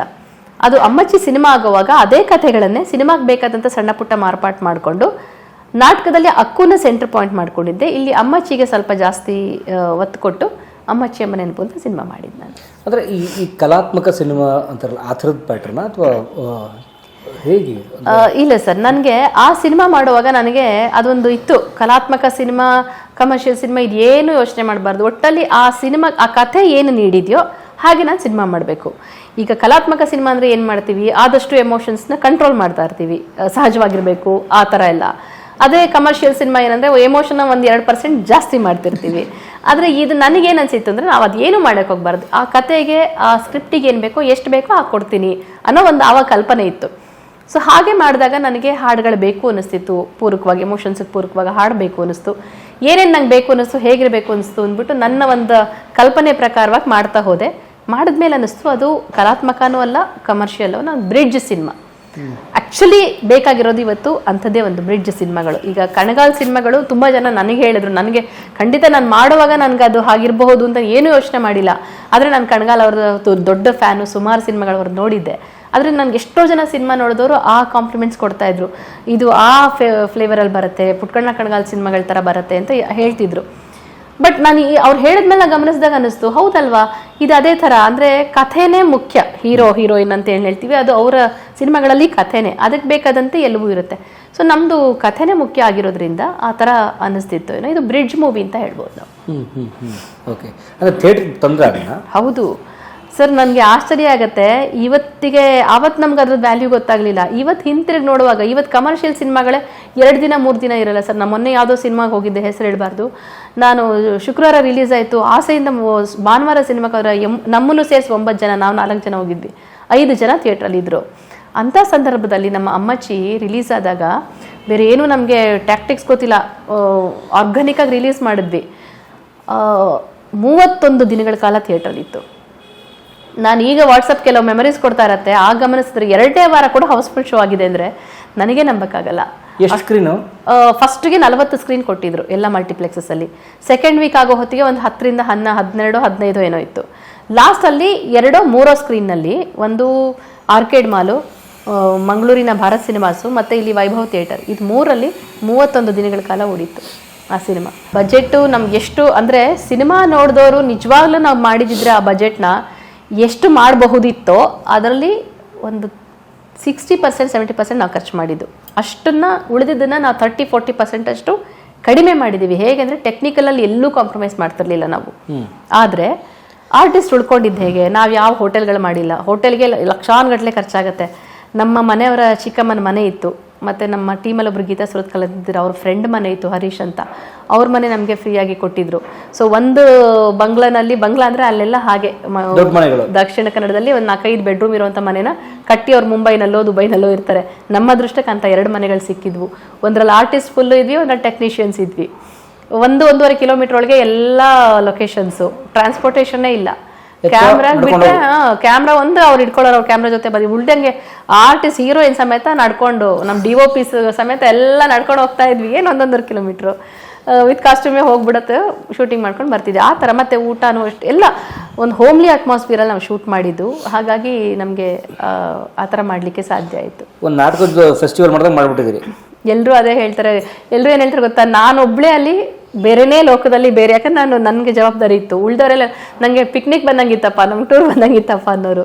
ಎಲ್ಲದಕ್ಕಿಂತ ಒಂದು ಇದು ಹೇಳಬೇಕಂದ್ರೆ, ಸಿನಿಮಾ ಮುಗಿದು ಎಲ್ಲ ಆಗಿ ಒಂದು ಗೆಟ್ ಟುಗೆದರ್ ಮಾಡಿದ್ವಿ ನಾವು ಲಾಸ್ಟಲ್ಲಿ, ಫೈನಲ್ ಡೇ. ಆವಾಗ ಟೆಕ್ನಿಷಿಯನ್ಸು ಏನು ಹೇಳಿದ್ರು ಅಂದರೆ, ನಮಗೆ ಈ ಥರ ಯೂನಿಟ್ ಅವರೆಲ್ಲ ಸಾಮಾನ್ಯವಾಗಿ ನಾವು ಔಟ್ಡೋರ್ ಶೂಟಿಂಗ್ ಬಂದರೆ ನಾವು ಯಾವಾಗ ಮನೆಗೆ ಹೋಗ್ತೀವಿ ಅಂತ ಒದ್ದಾಡ್ತಾ ಇರ್ತೀವಿ. ಫಾರ್ ದ ಫಸ್ಟ್ ಟೈಮ್ ನಮಗೆ ಮನೆ ಬಿಟ್ಟು ಇನ್ನೆಲ್ಲ ಹೋಗ್ತಿದ್ದೀವಿ ಅನ್ನೋ ಫೀಲ್ ಬಂದಿತ್ತು ಈ ಶೂಟಿಂಗಿಂದ ಅಂತ ಹೇಳಿದ್ರು. ಕಣ್ಣಲ್ಲಿ ನೀರು ಹಾಕೊಂಡು, ನಾನು ಎಕ್ಸಾಗ್ರೇಷನ್ ಎಲ್ಲ ನಿಜವಾಗ್ಲೂ ಹತ್ಬಿಟ್ರು ನಮ್ಮ ಯೂನಿಟ್ ಅವರು, ಲೈಟ್ ಅವರು, ಯೂನಿಟ್ ಅವರೆಲ್ಲ. ಆಮೇಲೆ 2 ಹುಡುಗರು ಹೆಲ್ಪರ್ಸ್ 2 ಬಂದಿದ್ರು. ಅವರು ಆ ಮನೆಗೆ ಹೋಗಿ, ನಮ್ಗೆ ಯಾರೂ ಇಲ್ಲ, ಅವರೇ 2 ತೆಂಗಿನ ಮರ ನೆಟ್ಟು ಬಂದಿದ್ರು, ಇದು ನಮ್ಮ ನೆನಪಿಗೆ, ಈ ಶೂಟಿಂಗ್ ನೆನಪಿಗೆ ಅಂತ. ಅಷ್ಟು ಕನೆಕ್ಟೆಡ್ ಆಗಿ ನಾವು ಸಿನಿಮಾ ಮಾಡಿದ್ದು. ಇದು ಯಾವುದೋ ಒಂದು ಸುಮ್ಮನೆ ಏನೋ ದುಡ್ಡಿಗಾಗಿ ಮಾಡಿದಂಥದ್ದಲ್ಲ. ದುಡ್ಡಿಗಾಗಿ ಅಂತ ಬಂದವರು ಕೂಡ ನಮ್ಮ ಜೊತೆ ಸೇರಿದ್ರು. ಸರ್ ನಿಮ್ಗೆ ಏನು ಗೊತ್ತಾ, ನಾನು ಕರೆಕ್ಟಾಗಿ 6 ಗಂಟೆ ಸ್ಕೆಡ್ಯೂಲ್ ಇದ್ದಾಗ 6 ಗಂಟೆಗೆ ನಾನು ಪ್ಯಾಕಪ್ ಹೇಳಿದ್ರೆ, ಕ್ಯಾಮ್ರಾದವರು, ಯೂನಿಟ್ ಅವರು ಎಲ್ಲ ನಮ್ಮ ಟೀಮ್ ಅವ್ರಿಗೆ ಹೇಳೋರಂತೆ, ಸರ್ ಮೇಡಮ್ಗೆ ಹೇಳಿ ಸರ್ ಒಂದು 1/2-3 ಗಂಟೆ ಲೇಟ್ ಆದರೂ ಪರವಾಗಿಲ್ಲ ಅಂತ. ಪಾಪ ಶಾರ್ಪಾಗಿ 6 ಗಂಟೆಗೆ ಪ್ಯಾಕಪ್ ಮಾಡ್ತಾರೆ ಅನ್ನೋರಂತೆ. ಯಾರು ಹೇಳ್ತಾರೆ ಸರ್. ಆಮೇಲೆ ಯಾವುದೋ ಒಂದು ಸಮಯದಲ್ಲಿ ನಾವು ನೆಕ್ಸ್ಟ್ ಸಂಕ್ರಾಂತಿ ಏನೋ ಇತ್ತು, ಜನವರಿ ಶೂಟಿಂಗ್ ಟೈಮು. ಆವಾಗ ನಾನು ಸ್ಕೆಡ್ಯೂಲ್ ಹಾಕೊಂಡಾಗ ಅವರು, ಸರ್ ಇದು ಯಾರು ಪಾಪ ಹೇಳ್ಬೋದು, ಅವ್ರಿಗೆ ಕಷ್ಟ ಆಗುತ್ತೆ, ಯಾರು ನಮ್ಮ ವರ್ಕ್ ಮಾಡೋರು, ಇದು ಮೇಡಮ್ ಹಾಕೊಂಡ್ರೆ ಸರ್ ಅವ್ರಿಗೆ ಡಬಲ್ ಅಲ್ಲ ಸರ್, 3 ಬಾಟ ಕೊಡಬೇಕಾಗತ್ತೆ, ನೋಡಿ ಸರ್ ಅವ್ರಿಗೆ ಹೇಳಿ ಸರ್ ಅಂದ್ರಂತೆ. ಸರಿ ಪರಮರಿ ಯೋಚನೆ ಮಾಡಿ, ಯಾರು ಆ ಥರ ಡೈರೆಕ್ಟರ್ ಅಥವಾ ಪ್ರೊಡ್ಯೂಸರ್ದ ಯೋಚನೆ ಮಾಡಿ ಅವರ ಸಂಬಳನ ಕಳ್ಕೊಂಡು ಕೆಲಸ ಮಾಡೋದಿದೆಯಲ್ಲ, ಅದಕ್ಕಿಂತ ನಮ್ಗೆ ಏನು ಬೇಕು ಅಂದರೆ, ಅಷ್ಟು ಒಂದು ಮನೆ ವಾತಾವರಣದಲ್ಲಿ ಅಲ್ಲಿ ಕೆಲಸ ಮಾಡಿದ್ರಿಂದ ಅದು ಅಮ್ಮಚ್ಚಿ ಸಕ್ಸಸ್, ನನ್ನ ಸಕ್ಸಸ್ ಅಲ್ಲ. ಆ ರೀತಿನೇ ಪ್ರತಿಯೊಬ್ಬರು ಯೂನಿಟ್ ಕೆಲಸ ಮಾಡಿದ್ರಿಂದ ಆ ಅಮ್ಮಚ್ಚಿ ಇವತ್ತು ತೆರೆ ಮೇಲೆ ಹಾಕಿ ಕಾಣ್ತಿದೆ. ಅದು ನಮ್ಮಲ್ಲಿ ಪ್ರಾಮಾಣಿಕತೆ ಇದೆ, ನಮ್ಮಲ್ಲಿ ಆ ಸೀರಿಯಸ್ನೆಸ್ ಇದ್ದಾಗ ಗೊತ್ತಿಲ್ಲ ನಮ್ಮನ್ನ ಕನೆಕ್ಟ್ ಆಗಿಬಿಡ್ತಾರೆ ಎಲ್ರೂ. ಎಂತ ನೋಡಿ ಸರ್, ಪ್ರೀತಿಗೆ ಎಂಥವ್ರನ್ನೂ ಗೆಲ್ಲೋ ಶಕ್ತಿ ಇರುತ್ತೆ. ನಾನು ಹಾಗೆ ಪ್ರೀತಿಯಿಂದ ಕೆಲಸ ಮಾಡಿಸೋಳು, ಬೈದು ಅಂದು ರಗಳೆ ಮಾಡಿ ನಂಗೆ ಅದು ಗೊತ್ತೇ ಇಲ್ಲ, ನಂಗೆ ಅದು ಬರೋದು ಇಲ್ಲ. ಪ್ರೀತಿಯಿಂದ ಕೆಲಸ ಮಾಡಿಸೋಳು. ಹಾಗಾಗಿ ನನ್ನ ಎಕ್ಸ್ಪೀರಿಯೆನ್ಸು, ಪ್ರೀತಿಗೆ ಯಾರು ಸೋಲಲ್ಲ, ಇಡೀ ಟೀಮು ನಾವು ಆ ಥರ ಪ್ರೀತಿಯಿಂದ ಕೆಲಸ ಮಾಡ್ತಿದ್ವಿ. ನಾವು GSS ಹೇಳಿದ್ವಿ, ಪ್ರೀತಿ ಇಲ್ಲದ ಮೇಲೆ ಹೂವು ಅರಳಿತು ಹೇಗೆ. ಖಂಡಿತ ಸರ್, ಅದು ಬರೀ ಮಾತಲ್ಲ, ನಮ್ಮ ಇಷ್ಟದಲ್ಲಿ ಅದು ಸತ್ಯ. ಮೊದಲನೇ ಸಿನಿಮಾ ಬಹುಶಃ ನಿಮ್ಗೆ ಗೆದ್ದುಬಿಟ್ಟಿದೆ, ಯಾಕಂದ್ರೆ 2ನೇ ಪಿಕ್ಚರ್ ಮಾಡ್ಬಿಟ್ಟಿದ್ರಿ ಅಲ್ಲ. ಮೊದಲನೇದು ಸಮಸ್ಯೆ ಕೊಟ್ಟರೆ 2ನೇದು ಮಾಡೋದು ಹೌದು, 2ನೇದು ಭಾಳ ಧೈರ್ಯವಾಗಿ ಮಾಡ್ಬಿಟ್ಟಿದ್ರಿ. ಯಾವ್ದು ನಿಮ್ಗೆ ಸಿನಿಮಾ ಇಷ್ಟ? ಒಂದು ನನಗೆ ಅಮ್ಮಚ್ಚಿಯಿಂದ ಗೆಲುವು, ದೊಡ್ಡ ಗೆಲುವೇ ಅದು. ಆದರೆ ಒಂದು ನನಗೆ ಕಂಡುಕೊಂಡಿದ್ದೇನಂತ ಹೇಳಿದ್ರೆ ಬ್ರಿಡ್ಜ್ ಮೂವಿ ಮಾಡಬೇಕಾದ್ರು ಜನ ನೋಡಬೇಕಾದ್ರು ಅಂತ ಸಿನಿಮಾನೇ, ಆದರೆ ಒಬ್ಬ ಫಿಲ್ಮ್ ಮೇಕರ್ ಆಗಿ ನಾನು ಸ್ವಲ್ಪ ಚೂಸ್ ಮಾಡಬೇಕೇನೋ ಅಂತ ಅನ್ನಿಸ್ತು. ಏನಂದರೆ ಐದರ್ ಕಮರ್ಷಿಯಲ್ ಸಿನಿಮಾ ಮಾಡಿ ಕಮರ್ಷಿಯಲ್ ಆಗೇ ಹೋಗಬೇಕು, ಇಲ್ಲದಿದ್ದರೆ ನಾವು ಫೆಸ್ಟಿವಲ್ನ ನಾವು ಕಾನ್ಸಂಟ್ರೇಟ್ ಮಾಡಿದ್ರೆ ಫೆಸ್ಟಿವಲ್ಗಾಗಿ ಏನು ಬೇಕೋ ಕೆಲವು ಮ್ಯಾಂಡೇಟ್ರೀಸ್ ಇರುತ್ತೆ ಅದನ್ನು ಇಟ್ಕೊಂಡು ಸಿನಿಮಾ ಮಾಡಬೇಕು ಅಂತ ನಂಗೆ ಅರ್ಥ ಆಯಿತು. ಸೊ ಹಾಗಾಗಿ ನಾನು ಹುಚ್ಚೀರಿ ಹೆಸರಿನ ಪ್ರಸಂಗ ಅನ್ನೋ ಕಾತಾ ಚಿಕ್ಕಣ್ಣವ್ರ ಕಥೆನ ಆರಿಸ್ಕೊಂಡಾಗ, ಹುಚ್ಚೀರಿಯ ಹೆಸರಿನ ಪ್ರಸಂಗ ಅಂತ ಹೆಸರಿನ ಪ್ರಸಂಗ, ಅದು ಆ ಸ್ಟೋರಿ, ಅದನ್ನು ನಾನು ಆಯ್ಕೆ ಮಾಡ್ಕೊಂಡಾಗ ಅದನ್ನೇ ಕೋಳಿ ಹೆಸರು ಅಂತ ಮಾಡಿದ್ದು. ಅದನ್ನು ಆಯ್ಕೆ ಮಾಡ್ಕೊಂಡಾಗ ನನಗನ್ನಿಸ್ತು ಇಲ್ಲ ಇದು ಕಲಾತ್ಮಕ ಸಿನಿಮಾಕ್ಕೆ ಹೇಳಿ ಮಾಡಿಸಿದಂಥ ಸಬ್ಜೆಕ್ಟು ಅಂತ. ಸೊ ಇದನ್ನು ಒಂಥರ ಫೆಸ್ಟಿವಲ್ನ ಮನದಲ್ಲಿ ಇಟ್ಕೊಂಡೇ ಕೆಲಸ ಮಾಡಿದೆ. ಅದು ಎಷ್ಟು ಸಕ್ಸಸ್ ಆಯಿತು ಅಂದರೆ ನಮ್ಮ ಮೊದಲನೇ ಸಿನಿಮಾ ಕಳಿಸಿದ್ದು ನ್ಯೂಯಾರ್ಕ್ ಇಂಡಿಯನ್ ಫಿಲ್ಮ್ ಫೆಸ್ಟಿವಲ್ಗೆ. ಇವತ್ತು ಕಳಿಸಿದ್ರೆ ನಾಳೆ ಅದನ್ನು ಓಕೆ ಮಾಡಿದರು. ಭಾರಿ ಖುಷಿಯಿಂದ ಮೇಲೆ ಬಂತು, ಇಲ್ಲ ತುಂಬ ಚೆನ್ನಾಗಿದೆ ನಮಗೆ ಈ ಸಿನಿಮಾ, ಇನ್ನೂ ರಶು ಸಿಗ್ತದು ಬೇಕು ಅಂತ. ಅಲ್ಲಿಂದ ಔರಂಗಾಬಾದ್ ಫಿಲ್ಮ್ ಫೆಸ್ಟಿವಲಲ್ಲಿ ಆಯಿತು, ಅಲ್ಲಿ 2 ಅವಾರ್ಡ್ ಬಂತು, best actress, best child artist. ಅದಾದಮೇಲೆ ಹಿಂತಿರುಗಲೇ ನೋಡಲಿಲ್ಲ. 17-18 ಅಂತಾರಾಷ್ಟ್ರೀಯ ಚಲನಚಿತ್ರೋತ್ಸವಗಳಲ್ಲಿ ಪ್ರದರ್ಶನ ಆಗಿ ಸುಮಾರು ಅವಾರ್ಡ್ಸ್ ಬಂತು. ನನಗೆ ಆಲ್ ಓವರ್ ಇಂಡಿಯಾ ಎಲ್ಲ ಮೂವೀಸ್ಗಳನ್ನ ಕಂಪೇರ್ ಮಾಡಿ ನನಗೆ ಬೆಸ್ಟ್ ಡೈರೆಕ್ಟರ್ ಬಂದಿತ್ತು, ಅಕ್ಷತಾಗೆ ಬೆಸ್ಟ್ ಆ್ಯಕ್ಟ್ರೆಸ್ ಬಂದಿತ್ತು. ಎಲ್ಲಿ Melbourne film festival, Ottawa Indian film ಫೆಸ್ಟಿವಲಲ್ಲಿ ಮೆಲ್ಬೋರ್ನಲ್ಲಿ ಅಕ್ಷತಾ ನಾಮಿನೇಟ್ ಆಗಿದ್ದು ಬೆಸ್ಟ್ ಆ್ಯಕ್ಟ್ರೆಸ್ಗೆ. ಈ ಥರ ಸುಮಾರು ಅವಾರ್ಡ್ಗಳನ್ನ ಪಡ್ಕೋತು ಕೋಳಿ ಹೆಸರು. ಯಾಕೆ ಮೊದಲನೇ ಸಿನಿಮಾ ಅಮ್ಮಚ್ಚಿ, ಸೊ ಕರಾವಳಿಯ ಭಾಗದ ಕಥೆ, ಈ ಕೋಳಿ ಹೆಸರು ಈ ಕಡೆ ಹಳೆ ಮೈಸೂರದ ಕಥೆ ಅದು. ಹೌದು. ಸೊ ಯಾಕೆ ಈ ಟ್ರಾನ್ಸ್ಫಾರ್ಮೇಷನ್ ಯಾಕೆ? ನನಗೆ ಒಂದು ಫಸ್ಟಿಂದನೂ ನನಗೆ ನಾಟಕದೊಳಾಗೋ ಏನೋ ಗೊತ್ತಿಲ್ಲ, ಈ ಭಾಷೆಯ ಪ್ರಭೇದಗಳ ಬಗ್ಗೆ ತುಂಬ ಇಷ್ಟ, ಮಾತಾಡೋಕ್ಕೆ ಇಷ್ಟ. ನನಗೆ ಬರುತ್ತೆ, ಕುಂದಾಪುರ ಕನ್ನಡ ಮಾತಾಡ್ತೀನಿ, ದಕ್ಷಿಣ ಕನ್ನಡ ಮಾತಾಡ್ತೀನಿ, ಶೆಟ್ಟಿ ಅಂತ ಇದೆ, ಹೌದು. ಆಮೇಲೆ ಈ ಕಡೆ ಮೈಸೂರು ಭಾಗದ್ದು ಕನ್ನಡನೂ ಮಾತಾಡ್ತೀನಿ. ಆಸೆ ಅಂದರೆ ನೀವು ನಾಟಕದವ್ರಿಗೆ ಅದು ಆಯಾ ಸ್ಕ್ರಿಪ್ಟಿಗೆ ತಕ್ಕಂಗೆ ಭಾಷೆನ ಮಾತಾಡಬೇಕು, ಕಲಿಬೇಕು ಅನ್ನೋ ಒಂದು ಹಂಬಲ ಇರುತ್ತೆ. ಅದು ಇತ್ತು. ಅದ್ರ ಜೊತೆಯಲ್ಲಿ ನಾನು ಕತೆ ಆಯ್ಕೆ ಮಾಡ್ಕೊಳ್ಳುವಾಗ ಆ ಕತೆಗೆ ಎಷ್ಟು ನ್ಯಾಯ ಕೊಡ್ತೀವಿ, ನಾವು ಭಾಷೆನ ಎಷ್ಟು ಅಥೆಂಟಿಕ್ಕಾಗಿ ಬಳಸ್ತೀವಿ, ಅದರಿಂದ ಆ ಕತೆ ಒಂದು ಸೊಗಡೆ ಬೇರೆ ಆಗುತ್ತೆ. ಅದನ್ನು ನಂಬ್ದೋಳು ನಾನು. ಹಾಗಾಗಿ ವೈದೇಹಿ ಮೇಡಮ್ ಕತೆ ಆಯ್ಕೆ ಮಾಡ್ಕೊಂಡಾಗ ಅವ್ರಿಗೂ ಅದಿತ್ತು, ನೀನು ಈ ಭಾಷೆನ ಚೆನ್ನಾಗಿ ಬಳಸಬೇಕು ಅಂತ. ಅವರೇ ಸಂಭಾಷಣೆ ಬರ್ಕೊಟ್ಟು ಆಡಿಯೋ ರೆಕಾರ್ಡ್ ಮಾಡಿಕೊಟ್ಟಿದ್ರು ಹೇಗಿರಬೇಕು ಅಂತ ಹೇಳಿ. ಅಂದರೆ ಹೇಗಿರಬೇಕು ಅಂದರೆ ಹೇಗಿರುತ್ತೆ ಆಕ್ಸೆಂಟ್ ಅಂತ, ಯಾಕಂದರೆ ನಮ್ಗೇನಾದ್ರು ಮಿಸ್ ಆದ್ರೆ ಅಲ್ಲಿ ಕೇಳಿಸ್ಕೊಂಡು ಮಾಡಲಿ ಅಂತ ಮಾಡಿಕೊಟ್ಟಿದ್ರು. ಅದನ್ನು ಸಾಕಷ್ಟು ಅಥೆಂಟಿಕ್ಕಾಗಿ ಬಳಸಿದ್ವಿ ಕುಂದಾಪುರ ಕನ್ನಡನ. ಇಲ್ಲಿ ಕೂಡ ನಾವು ಈ ಭಾಗಕ್ಕೆ ಬಂದಾಗ ಇದನ್ನು ಅಷ್ಟೇ ಅಥೆಂಟಿಸಿಟಿಯಾಗಿ ಬಳಸಬೇಕು ಅಂತ ಬಳಸಿದಂಥದ್ದು. ಅಲ್ಲಿ ನನಗೆ ಆ ಭಾಗದ ಭಾಷೆ ಗೊತ್ತಿರೋ, ನನಗೆ KR ನಗರದ ಭಾಷೆ ಗೊತ್ತಿತ್ತು, ಯಾಕಂದರೆ ಚಿಕ್ಕಣ್ಣವ್ರು ಬರೆದಿದ್ದು KR ನಗರ ಭಾಷೆಯಲ್ಲಿ, ಕಾತಾ ಚಿಕ್ಕಣ್ಣವ್ರ ಕತೆ ಅದು ಗೊತ್ತಿತ್ತು. ಆದರೆ ನಾವು ಶೂಟ್ ಮಾಡೋಕೆ ಆಯ್ಕೆ ಮಾಡ್ಕೊಂಡಿದ್ದು ಟಿ ನರಸೀಪುರ ಸುತ್ತಮುತ್ತ. ಅಲ್ಲಿಂದ ಅಲ್ಲಿಗೆ ನೋಡಿ ಸುಮಾರು ಬದಲಾವಣೆ ಇದೆ ಭಾಷೆಯಲ್ಲಿ. ಆದರೆ ನಮ್ಗೆ ಅಲ್ಲಿ ಶೂಟ್ ಮಾಡೋದ್ರಿಂದ ಅಲ್ಲಿ ಲೋಕಲ್ ಬಳಸಿದ್ರೆ ಹೆಲ್ಪ್ ಆಗುತ್ತೆ, ಯಾಕಂದರೆ ಕೆಲವು ಆರ್ಟಿಸ್ಟ್ನ ಅಲ್ಲಿಯವ್ರನ್ನ ಬಳಸ್ಕೋಬೇಕಿತ್ತು ಅಂತ ಅಂದಾಗ ಶಿವು ಅಂತ ಹೇಳಿ ಚಾಮರಾಜನಗರದವರು, ಶಿವಕುಮಾರ್ ಅಂತ ನನ್ನ ಜೊತೆನೇ ಇರ್ತಿದ್ರು, ನನ್ನ ಅಸೋಸಿಯೇಟಾಗಿ ಕೆಲಸ ಮಾಡಿದ್ರು. ಭಾಷೆನ ಪೂರ್ತಿ ಅವ್ರ ಅಪ್ರೂವಲ್ ಬೇಕಿತ್ತು ನನಗೆ ಪ್ರತಿ ಸಲ. ನಾನು ಹೇಳಿದೆ, ಶಿವು ಇದು ಹಿಂಗೆ ನಾ ಬರೆದಿದ್ದೀನಿ, ಈಗ ಹೋಗ್ತಿದೆ ಈ ಸೀನ್ ಹಿಂಗೆ ಆಗಬೇಕು ಅಂದರೆ ಏನಾದ್ರು ಒಂದು ಸಣ್ಣ ವ್ಯತ್ಯಾಸ ಇದ್ದರೂ ನೀವು ಹೇಳಬೇಕು ಅಂತ ಹೇಳಿ ಅಪ್ರೂವಲ್ ತೊಗೊಂಡು ಪ್ರತಿ ಸೀನು ಶೂಟ್ ಮಾಡಿಸ್ತಾ ಇದ್ವಿ ನಾವು. ಯಾಕಂದರೆ ಸಿಂಗ್ ಸೌಂಡ್ ಯೂಸ್ ಮಾಡಿದ್ವಿ. ಸೊ ಎಲ್ಲರೂ ಆ ಭಾಗದ್ದೇ ಕಲಾವಿದರಾದ್ರಿಂದ ನಮಗೇನು ಅದು ಕಷ್ಟ ಅನಿಸ್ಲಿಲ್ಲ. ಅಲ್ಲ, ಯಾಕೆ ಕೋಳಿ ಹೆಸರು ಯಾಕೆ? ರಂಗೂನವರು ಸಾಹಿತ್ಯ ತುಂಬ ಓದ್ತಿರ್ತೀರಿ, ಅಥವಾ ಕಥೆಗಳು ಕಿವಿ ಬೀಳ್ತಿರ್ತವೆ, ಈಗ ಕೋಳಿ ಹೆಸರೇ ಅಥವಾ 1992 ಅನ್ಸುತ್ತೆ ಬಹುಶಃ, ಇದೇ ಹುಚ್ಚೀರಿ ಹೆಸರಿನ ಪ್ರಸಂಗ ಅಂತ ಪ್ರಯೋಗರಂಗದವ್ರು ನಾಟಕ ಮಾಡಿದಾಗ ನಾನೇ ಹುಚ್ಚೀರಿ ಪಾತ್ರ ಆಕ್ಟ್ ಮಾಡಿದ್ದೆ. ನಾಟಕ ಮಾಡಿದ್ರಿ? ಹೌದು, ನಾನು ಆಕ್ಟ್ ಮಾಡಿದ್ದೆ. ಆಗ ನನಗೂ ಸೇಮ್ ಇವಾಗೇನು ಔರಂಗಾಬಾದಲ್ಲಿ ಅಮ್ಮನಿಗೆ ಅಂದರೆ ಹುಚ್ಚೀರಿ ಕ್ಯಾರೆಕ್ಟರ್ಗೆ ಬೆಸ್ಟ್ ಆಕ್ಟ್ರೆಸ್ ಬಂತು, ಮಗಳಿಗೆ ಬೆಸ್ಟ್ ಚೈಲ್ಡ್ ಆರ್ಟಿಸ್ಟ್ ಬಂತಲ್ಲ, ನಾನು ನಾಟಕ ಮಾಡುವಾಗ ಸೇಮ್ ಅವಾರ್ಡ್ ಇಂಟರ್ ಕಾಲೇಜ್ ಕಾಂಪಿಟೇಷನಲ್ಲಿ ತೊಗೊಂಡಿದ್ದೆ. ನನಗೆ ಬೆಸ್ಟ್ ಆಕ್ಟ್ರೆಸ್ಸು, ನನ್ನ ಮಗಳ ಪಾತ್ರಕ್ಕೆ ಬೆಸ್ಟ್ ಚೈಲ್ಡ್ ಆರ್ಟಿಸ್ಟು. ಆವಾಗಿಂದ ಹುಚ್ಚೀರಿ ನನ್ನನ್ನು ಕಾಡ್ತಾ ಇದ್ಲು, ಆ ಪಾತ್ರ ನನ್ನನ್ನು ತುಂಬ ಕಾಡಿತ್ತು. ಆಮೇಲೆ ಹೌದು, ಮತ್ತು ಆ ಎಳೆ ಏನಿದೆ, ಕೋಳಿ ಹೆಸರು ಅನ್ನೋದು ಏನು ಎಳೆ ಇದೆ, ಅದು ನನಗೆ ತುಂಬ ಹಾಂಟ್ ಆಗ್ತಾಯಿತ್ತು. ಎಷ್ಟು ಒಳ್ಳೆ ಯೋಚನೆ ಅದು ಅಂತ ಹೇಳಿ. ಆ ಹೆಸರನ್ನ ಇಟ್ಕೊಂಡು ಅವಳ ಜೀವನವನ್ನು ನೋಡುವಂಥದ್ದು, ಬರೀ 24 ಗಂಟೆಗಳಲ್ಲಿ ನಡೆಯುವಂಥ ಕಥೆ ಅದು. ಹಾಗಾಗಿ ನಂಗೆ ತುಂಬ ಅದು ಅನಿಸಿತ್ತು, ಇದು ಸಿನಿಮಾಕ್ಕೆ ಹೇಳಿ ಮಾಡಿಸಿದಂಥ ಕತೆ ಅಂತ. ಹಾಗಾಗಿ ಅದನ್ನು ಆಯ್ಕೆ ಮಾಡಿಕೊಂಡೆ. ಕೋಳಿ ಹೆಸರು ಮೀನ್ಸ್ ಕೋಳಿ ಸಾರು, ಚಿಕನ್ ಕರಿ. ಚಿಕನ್ ಕರಿ ಮಾಡಿದ್ದೀರಿ ಈಗ? ಹೌದು. ಹೇಗಿದೆ ಟೇಸ್ಟು? ಗೊತ್ತಿಲ್ಲ ಸರ್, ಯಾಕಂದರೆ ಫಸ್ಟ್ ಆಫ್ ಆಲ್ ಜನ ನೋಡಬೇಕು, ಆಮೇಲೆ ಇನ್ನು ನಾನು ಚಿಕನ್ ಕರಿ ತಿನ್ನಲ್ವಲ್ಲ, ಹಾಗಾಗಿ ತಿಂದವ್ರು ನೋಡಿ ಹೇಳಬೇಕಷ್ಟೇ, ಮಾಡಿಬಿಟ್ಟಿದ್ದೀನಿ ನಾನೀಗ. ಓಕೆ. ಅಲ್ಲ, ಓಕೆ, ಈಗ ನೋಡಿ ಸಿನಿಮಾ ವ್ಯಾಕರಣ ಬದಲಾಗ್ತಾ ಇದೆ. ಕೋವಿಡ್ ನಂತರ OTT ಅಂತಾರೆ, ಅಥವಾ ಇವತ್ತೆಲ್ಲ ಆನ್ ಡಿಮ್ಯಾಂಡ್ ಮೊಬೈಲ್ ಫೋನಿಗೆ ಕೊಡಿ ಅಥವಾ ಮನೆ ಟಿವಿಗಳಿಗೆ ಕೊಡಿ ಅಂತಾರೆ. ಸೊ ನೀವು ಸಿನಿಮಾ ಮಾಡಿ ಥಿಯೇಟ್ರಿಗೆ ಬರೋಕ್ಕೆ ಹೊರಟಿದ್ದೀರಿ ಈಗ. ಸೊ ಯಾಕೆ ಈ ರಿಸ್ಕು? ಸರ್ ಆ್ಯಕ್ಚುಲಿ ಅಮ್ಮಚ್ಚಿ ಏನೋ 31 ದಿವಸ ಚೆನ್ನಾಗಿ ನಡೀತು. ನೀವು ಹೇಳ್ದಂಗೆ ಆಫ್ಟರ್ ಅಮ್ಮಚ್ಚಿನ ಹಣಕಾಸು ನಷ್ಟ ಆಗಿಲ್ಲ ನಿಮಗೆ? ಹಣಕಾಸು ನಷ್ಟ ಇದೆ ಸರ್. ಅಂದರೆ ನಮ್ಗೆ ಹಾಕಿದಷ್ಟು ಪೂರ್ತಿ ಬಂದಿಲ್ಲ. Then? ನಮಗೆ ಒಂದು 70% ಅಷ್ಟು ಬಂದಿರ್ಬೋದು. ಉಳಿದು ನಾವು ಕಳ್ಕೊಂಡಿದ್ದೆ. ನಮ್ಮ ಪ್ರೊಡ್ಯೂಸರ್ಸ್ ಬೇರೆ ಯಾರು ಅಲ್ಲ, ನಮ್ಮ ನಾಟಕದವರೇ ಹಾಕಿದ್ದು. ಹಾಕಿದಾಗೆ ನಮ್ಮ ಮನೆಯವರ ಮೇನ್ ಪ್ರೊಡ್ಯೂಸರ್ ಇವರೇ ಅಲ್ವಾ, ಅವ್ರು ಹೇಳಿದ್ರು ನೋಡಿ ಯಾರು ದುಡ್ಡು ಹಾಕ್ತಿರೋ ₹1 ವಾಪಸ್ ಬರಲ್ಲ ಅಂತ ಹಾಕಿದ್ರು.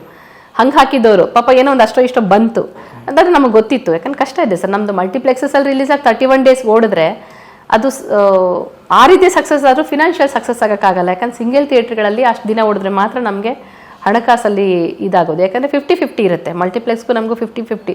ಆಮೇಲೆ ಸೆಕೆಂಡ್ ವೀಕು 70-30 ಆಗುತ್ತೆ, ಅವ್ರಿಗೆ 70 ನಮ್ಗೆ 30, ಈ ಥರದ್ದೆಲ್ಲ ಇದೆ. ಆ ಕ್ಯಾಲ್ಕುಲೇಷನ್ ಎಲ್ಲ ನೋಡಿದಾಗ ನಮಗೆ ಅಷ್ಟು ಜನ ನೋಡಿದ್ರೂ ಸಕ್ಸಸ್ಸು, ಬಟ್ ಫಿನಾನ್ಷಿಯಲಿ ನಮಗದು ಅಲ್ಲ. ಸೊ ಅದು ನಮಗೆ ಗೊತ್ತು, ಆ ಚಾಲೆಂಜಸ್ ಗೊತ್ತಿತ್ತು. ಅದಾದಮೇಲೆ ಅಮ್ಮಚ್ಚಿ OTTನಲ್ಲಿ ಎಷ್ಟು ಚೆನ್ನಾಗಿ ಅಮೆಝಾನ್ ಪ್ರೈಮಲ್ಲಿ ಇವತ್ತಿಗೂ ಈಗಲೂ ನಂಗೆ ಎವ್ರಿಡೇ ಒಂದು 3 ಮೆಸೇಜ್ ಇರುತ್ತೆ. ಅಮ್ಮ ಪ್ರೈಮ್ನಲ್ಲಿ ನೋಡಿದೆ, ನಿಮ್ಮ ಅಮ್ಮಚ್ಚಿ ಅಮ್ಮ ನೆನಪು ಇಷ್ಟು ಚೆನ್ನಾಗಿತ್ತು, ಹಾಗೆಲ್ಲ ತುಂಬ ಮೆಸೇಜಸ್ ಬರ್ತಾನೆ ಇರುತ್ತೆ. ಮೊನ್ನೆ ರೀಸೆಂಟಾಗಿ ಖ್ಯಾತ ಸಾಹಿತಿ ತ್ರಿವೇಣಿ ಅವ್ರ ಮಗಳು ಕಾಲ್ ಮಾಡಿ ಎಷ್ಟುದ್ದ ಮೆಸೇಜ್ ಮಾಡಿ ನಾನು ತುಂಬಾ ಹೊಗಳಿ ಮಾತಾಡಿದ್ರು. ಮೀರಾ ಅವರು? ಹೌದು, ಮೀರಾ ಅವರು. ಸೊ ಇವತ್ತಿಗೂ ಈ ಥರದ್ದೆಲ್ಲ ಮೆಸೇಜಸ್ ಬರ್ತಾನೆ ಇದೆ. ಸೊ ಅಂಥ ಸಮಯದಲ್ಲಿ ನನಗೆ OTT ಕೊಡೋಣ ಅಂತ ಯೋಚನೆ ಮಾಡಿದ್ವಿ. ಬಟ್ OTT ಕೊಡಬೇಕು ಅಂತಂದರೆ ನಾವು OTT ಅವ್ರು ಏನು ಹೇಳ್ತಾರೆ, ರಿಲೀಸ್ ಮಾಡ್ಕೊಂಬನ್ನಿ ಅಂತಾರೆ. ರಿಲೀಸ್ ಅಂದರೆ ಅವ್ರು ಹೇಳಿದ್ರು ಅಂತ ನಾಮಕಾವಸ್ಥೆ ರಿಲೀಸ್ ಮಾಡಿ ಅಲ್ಲಿ ಓಡಲಿಲ್ಲ ಅಂದರೆ ಹೆಂಗೆ ಸರ್ ತೊಗೊಳ್ಳೋಣ ಅಂತಾರೆ. ಆಗ ಯೋಚನೆ ಮಾಡಿದ್ವಿ ಹೆಂಗೆ ಮಾಡೋದು, ಏನೋ ಒಂದು ರಿಲೀಸ್ ಹೆಂಗಂದ್ರೆ ಮಾಡೋದು ಬೇಡ. ಬಟ್ ಇನ್ನೊಂದೇನೆಂದರೆ ಕಲಾತ್ಮಕ ಸಿನಿಮಾ ಅಂದ ತಕ್ಷಣ ಇದೇನು ಜನ ನೋಡದೇ ಇರೋವಂಥ ಸಿನಿಮಾ ಖಂಡಿತ ಅಲ್ಲ. ನಮ್ಮ ಇಷ್ಟು ಶೋಸ್ಗಳಾಗಿದೆ ಕೋಳಿ ಹೆಸರು ಬೇರೆ ಬೇರೆ ಫೆಸ್ಟಿವಲಲ್ಲಿ, ಸಾಮಾನ್ಯ ಜನ ಕೂಡ ತುಂಬ ಇಷ್ಟಪಡುವಂಥ ಸಿನಿಮಾ ಇದು. ಸೊ ಸಾಮಾನ್ಯ ಜನಕ್ಕೆ ಟೆಲಿಕಾಸ್ಟ್ ಮುಟ್ಟಿಸ್ಬೇಕು. ಹೌದು, ಸ್ಟಾರ್ ಕಾಸ್ಟ್ ಇಲ್ಲ ನಮ್ಮಲ್ಲಿ, ಆದರೂ ಒಳ್ಳೆ ಕಥೆ ಇದೆ, ಕಥೆನೇ ಇದ್ರದ್ದು ಮೇಯ್ನ್, ಇದನ್ನು ಜನಕ್ಕೆ ತಲುಪಿಸ್ಲೇಬೇಕು ಅನ್ನೋ ಒಂದು ಆಸೆ ಇತ್ತು. ಹಂಗೆ ಯೋಚನೆ ಮಾಡಿದಾಗ ನನಗೆ ಪೃಥ್ವಿ ಸರ್ ಅವರು ಕೂಡ 17-8 ಸಿನಿಮಾ ಮಾಡಿ ಅವ್ರದ್ದು ನಮ್ಮದು ಒಟ್ಟೊಟ್ಟಿಗೆ ಜರ್ನಿ ಮಾಡಿತ್ತು. ಈ ವರ್ಷದ ಫೆಸ್ಟಿವಲ್ಸ್ ಏನಿದೆಯಲ್ಲ ಆಲ್ಮೋಸ್ಟ್ ಒಂಥರ 2 ಸಿನಿಮಾಗಳು ಒಟ್ಟೊಟ್ಟಿಗೆ ಇಡೀ ಜಗತ್ತನ್ನು ಸುತ್ಕೊಂಡು ಬಂದಂಥ ಸಿನಿಮಾಗಳು. ಕೆಲವು ಕಡೆ ಅವ್ರಿಗೆ ಬೆಸ್ಟ್ ಡೈರೆಕ್ಟರ್ ಬಂದರೆ ನನಗೆ ಬೆಸ್ಟ್ ಸಿನಿಮಾ, ಅಥವಾ ನಮಗೆ ಬೆಸ್ಟ್ ಸಿನಿಮಾ ಬಂದಾಗ ಅವ್ರಿಗೆ ಬೆಸ್ಟ್ ಡೈರೆಕ್ಟ್ರು, ಹೀಗೆ ಹಂಚ್ಕೊಂಡು ಬಂದಂಥವ್ರು ಸಿನಿಮಾ ಅವಾರ್ಡ್ಸ್ಗಳನ್ನ. ಸೊ ಇಬ್ಬರು ರಿಲೀಸ್ ಮಾಡಬೇಕು ಅಂತ ಹಂತದಲ್ಲಿದ್ದಾಗ ನಾವು ಯಾಕೆ ಒಟ್ಟಿಗೆ ಸೇರಿ ರಿಲೀಸ್ ಮಾಡಬಾರ್ದು ಅಂತ ಯೋಚನೆ ಮಾಡಿದ್ವಿ. ಪೃಥ್ವಿಯವ್ರಿಗೂ ತುಂಬ ಖುಷಿ ಇದೆ. ಹೌದು ಮೇಡಮ್, ಒಳ್ಳೆ ಇದು ಅಂತಂದರು. ಅವ್ರು ಇನ್ನೊಂದು ಹೆಜ್ಜೆ ಮುಂದಕ್ಕೆ ಹೋಗಿ ಅಂದರು, ಒಂದು ಕೆಲಸ ಮಾಡೋಣ ಮೇಡಮ್, ನಾವು ಜನನ ಆ ರಿಲೀಸ್ ಟೈಮಲ್ಲಿ ಬರ್ತಾರೆ ಅಂತ ಯೋಚನೆ ಮಾಡಿದ್ರೆ ಕಷ್ಟ. ಯಾಕಂದ್ರೆ ಎಲ್ರಿಗೂ ಆಸೆ ಇರುತ್ತೆ ನೋಡಬೇಕು ಅಂತ. ಏನು ಮಾಡ್ತಾರೆ, ಈಗ ರಿಲೀಸ್ ಆಗಿದೆಯಲ್ಲ ಆಯಿತು ನೋಡೋಣ ಅಂತ ಅನ್ನೋ ಹೊತ್ತಿಗೆ 2 ದಿನ ಜನ ಬಂದು ನೋಡೋಣ, 3ನೇ ದಿನ ಥಿಯೇಟ್ರಲ್ಲಿ ಇರಲ್ಲ. ಸೊ ನಾವು ಯಾಕೆ ಒಂದು ಯೋಚನೆ ಮಾಡ್ಬೋದು ಅಂತ ಪರಸ್ಪರ.live ಅಂತ ಒಂದು ವೆಬ್ಸೈಟ್ ಓಪನ್ ಮಾಡಿ ಈಗಲಿಂದ ಟಿಕೆಟ್ಗಳನ್ನ ಕೊಂಡ್ಕೊಳ್ಳೋಂಥ ವ್ಯವಸ್ಥೆ ಮಾಡಿದ್ದೀವಿ. ಹೇಗೆ ಅಂದರೆ ಪರಸ್ಪರ.live ಅಂತ ಆ ವೆಬ್ಸೈಟ್ಗೆ ಹೋದರೆ ಇವಾಗ ಯಾರು ಒಬ್ಬರು ನಮ್ಮ ಸಿನಿಮಾಗೆ ಟಿಕೆಟ್ ತಗೋಬೇಕು ಅಂತಿದ್ರೆ ₹400 ಕೊಟ್ಟು ಟಿಕೆಟ್ ತಗೊಂಡ್ರೆ 2 ಸಿನಿಮಾಗಳ ಒಂದೊಂದು ಟಿಕೆಟ್ ಅವ್ರಿಗೆ ಕೊಡ್ತೀವಿ. 2 ಸಿನಿಮಾ 2 ಟಿಕೆಟ್ ಬಂತು. ಸಿನಿಮಾ ₹200. ಹೌದು. ಈಗಲೇ ಟಿಕೆಟ್ ಹೆಂಗೆ ಕೊಡ್ತೀರಿ ಅಂದರೆ ಅದು ಅವ್ರು ನಮ್ಮ ಹತ್ರ ಮಾಡ್ಕೊಳ್ಳೋ ಬುಕ್ಕಿಂಗು. ರಿಲೀಸಿಗೆ ಮುಂಚಿನ ದಿನ ನಮಗೆ ಥಿಯೇಟ್ರ್ ಲಿಸ್ಟ್ ಬರುತ್ತೆ, ಎಲ್ಲೇ ನಮ್ಮದು ರಿಲೀಸ್ ಆಗುತ್ತೆ ಅಂತ ಹೇಳಿ. ಆ ಲಿಸ್ಟ್ ಇಟ್ಕೊಂಡು ನಮಗೆ ಯಾರು ಬುಕ್ ಮಾಡಿರ್ತಾರೋ ಅವ್ರಿಗೆ ನಾವು ಕಾಲ್ ಮಾಡ್ತೀವಿ ಹಿಂದಿನ ದಿನ. ನಿಮಗೆ ಇಷ್ಟು ಥಿಯೇಟ್ರಲ್ಲಿ ಎಲ್ಲಿ ಅನುಕೂಲ ಇದೆ, ಆಲ್ ಓವರ್ ಕರ್ನಾಟಕ, ನಿಮಗೆ ಯಾವ ಥಿಯೇಟ್ರಿಗೆ ಎಷ್ಟು ಗಂಟೆ ಶೋ ನೀವು ನೋಡ್ತೀರಿ ಅಂತ ಕೇಳಿ ಅವ್ರಿಗೆ ನಾವು ಬುಕ್ ಮಾಡಿ ಕೊಡ್ತೀವಿ. ಸೊ ಅವತ್ತು ಟಿಕೆಟ್ ಅವ್ರಿಗೆ. So you will book on behalf of them. ಹೌದು. ಈಗ ಕೇಳ್ಬೋದು, ನಾವು ಯಾಕೆ ಅವತ್ತೇ ಬುಕ್ ಮಾಡ್ಕೊಂಡು ನೋಡ್ಬೋದಲ್ಲ ಅಂತ ತುಂಬ ಜನ ಇದನ್ನೇ ಕೇಳೋರು. ಹೌದು, ನಮ್ಗೆ ಏನಂದರೆ ಸರ್, ಒಂದು ನಮಗೆ ಒಂಥರ ಸಣ್ಣ ಪುಟ್ಟ ಬಜೆಟ್ ಸಿನಿಮಾ ಮಾಡಿದಂಥವ್ರಿಗೆ ರಿಲೀಸ್ ಅನ್ನೋದು ಲಕ್ಷಗಟ್ಟಲೆ ಖರ್ಚು ಮಾಡುವಾಗ ನಮ್ಗೆ ದೊಡ್ಡ ಚಾಲೆಂಜು. ಈಗಲಿಂದ ನಾವು ಥಿಯೇಟ್ರ್ ಬುಕ್ಕಿಂಗ್ಸ್ ಆದಾಗ ನಮಗೊಂದು ಹೋಪ್ಸ್ ಬರುತ್ತೆ. ಓಕೆ, ಇವಾಗಲೇ ನೋಡಿ 150 ಟಿಕೆಟ್ ಅಷ್ಟು ಸೇಲ್ ಆಗಿದೆ. ಸೊ ನಮಗೊಂದು ಹೋಪ್ಸು, 150 ಜನ ನಮ್ಗೆ ಈಗ ಆಡಿಯನ್ಸ್ ಇದ್ದಾರೆ ಅನ್ನೋ ಒಂದು ಕಾನ್ಫಿಡೆನ್ಸ್ ಯಾವ ಸಿನಿಮಾದವ್ರಿಗೆ ಅದಿರುತ್ತೆ, ನಮ್ಗೆ ಆ ಕಾನ್ಫಿಡೆನ್ಸ್ ಇದೆ. ಇದು 150 ಆಗುವಲ್ಲ, 2500 5,000 ಜನ ಅಟ್ಲೀಸ್ಟ್ ತಗೊಂಡ್ರೆ ನಮಗೆ ರಿಲೀಸ್ ಖರ್ಚು ವಾಪಸ್ ಬರುತ್ತೆ. ಬೇರೆ ಬಿಡಿ, ನಾವು ರಿಲೀಸ್ ಮಾಡಿದ ಖರ್ಚು ವಾಪಸ್ ಬರಬೇಕು ಅಂದರೆ ಮಿನಿಮಮ್ 5,000 ಜನ ನೋಡಬೇಕು. ಒಂದೊಂದು ಸಿನಿಮಾನ 2 ಸಿನಿಮಾ ಸೇರಿ 2 ಸಿನಿಮಾ. ಸೊ ಒಂದೊಂದು ಸಿನಿಮಾನ 2,500 ಜನ ನೋಡಬೇಕು. ಹೌದು. ಮೀನ್ಸ್ 2,500 ಜನ ನಿಮ್ಮ ಹತ್ರ ಪ್ರೀ ಟಿಕೆಟ್ ತಗೋಬೇಕು ಮೊದಲೇ. ಹೌದು. ಸೊ ಈಗ ಅದನ್ನ ಶುರು ಮಾಡಿದಿರಿ. ಹೌದು, ಅದಕ್ಕೋಸ್ಕರ ನಾವು ಇದನ್ನ ಮಾಡ್ತಾ ಇದ್ದೀವಿ.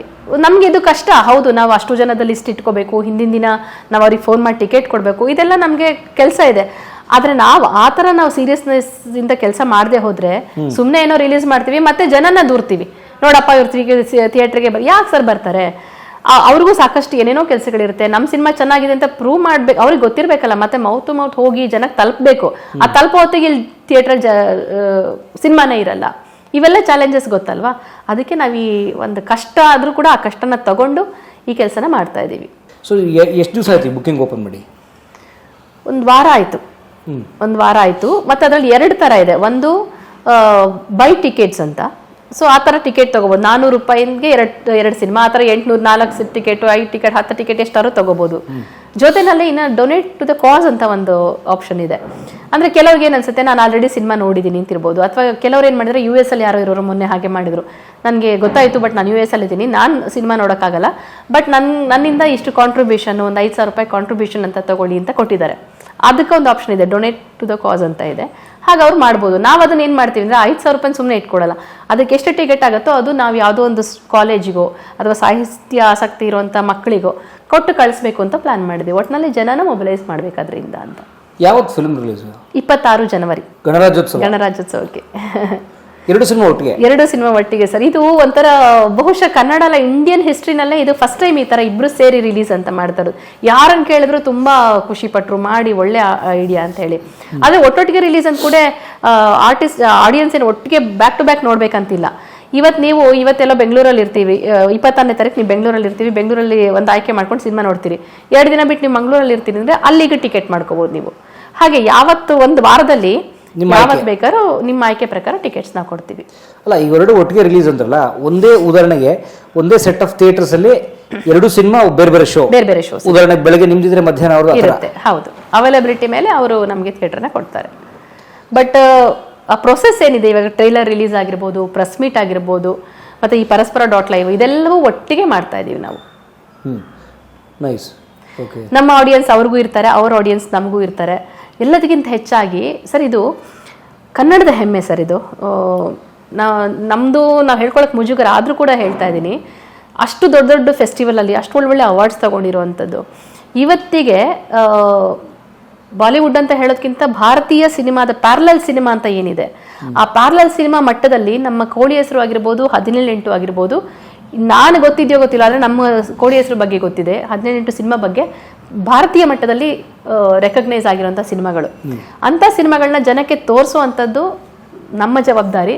ಅದನ್ನು ನೋಡಿ ಪ್ರೋತ್ಸಾಹಿಸುವಂಥದ್ದು ಆಡಿಯನ್ಸ್ನ ಜವಾಬ್ದಾರಿ ಅಂತ ಅನ್ಕೋತೀನಿ. ಸ್ನೇಹಿತರೆ, ನಾವು ಇತ್ತೀಚೆಗೆ ಎಸ್ಪೆಷಲಿ ವಿಡಿಯೋಸ್ ಆನ್ ಡಿಮ್ಯಾಂಡ್, ಅಂದರೆ ಅದು ಮೊಬೈಲ್ ಇರ್ಬೋದು, TV ಇರ್ಬೋದು, ಅದು OTT ಇರ್ಬೋದು, ಯೂಟ್ಯೂಬ್ ಇರ್ಬೋದು, ಅಥವಾ ಯಾವುದೇ ಸಾಮಾಜಿಕ ಜಾಲತಾಣ ಇಂಟರ್ನೆಟ್ ಬೇಸ್ಡ್ ಯಾವುದೇ ಆ್ಯಪ್ಗಳನ್ನ ನಾವು ನೋಡಿದ್ರು ಕೂಡ ಅನ್ಕೋತೀವಿ, ಮಲಯಾಳಂನವ್ರು ಎಷ್ಟು ಚೆನ್ನಾಗಿ ಸಿನಿಮಾ ಮಾಡ್ತಾರೆ ನೋಡಿ. ಕಂಟೆಂಟ್ ಬೇಸ್ಡ್, ಹೀರೋಯಿಸಮ್ ಇಲ್ಲದೆ ಇರುವಂತಹ, ಯಾವುದೇ ಲಾಂಗು ಮಚ್ಚು ಇತ್ಯಾದಿ ಬಿಲ್ಡಪ್ಪು, ಕಾಲಿಟ್ರೆ ಧೂಳು ಬರದೇ ಇರುವಂತಹ, ಬದುಕಿಗೆ ಸಂಬಂಧಪಟ್ಟಂಥ, ನಮ್ಮ ಬದುಕಿಯಲ್ಲಿ ನಡೀತಾ ಇದೆಯೇನೋ, ಅಥವಾ ನಮ್ಮ ಬದುಕಿನ ಅಥವಾ ನಮ್ಮ ಸ್ನೇಹಿತನ ಬದುಕಿನ ಯಾರ್ದೋ ಒಂದು ಬದುಕಿನ ಒಂದು ತುಣುಕಲ್ಲಿ ನಡೀತಿದೆಯೇನೋ ಅನ್ನೋ ಹಾಗೆ ತಾದಾತ್ಮ್ಯದಿಂದ ನಾವು ಒಂದು ಸಿನಿಮಾನ ನೋಡ್ತಿರ್ತೀವಲ್ಲ, ಬೇರೆ ಭಾಷೆ ಅನ್ಯ ಭಾಷೆಯವ್ರು ಮಾಡಿದ್ದು.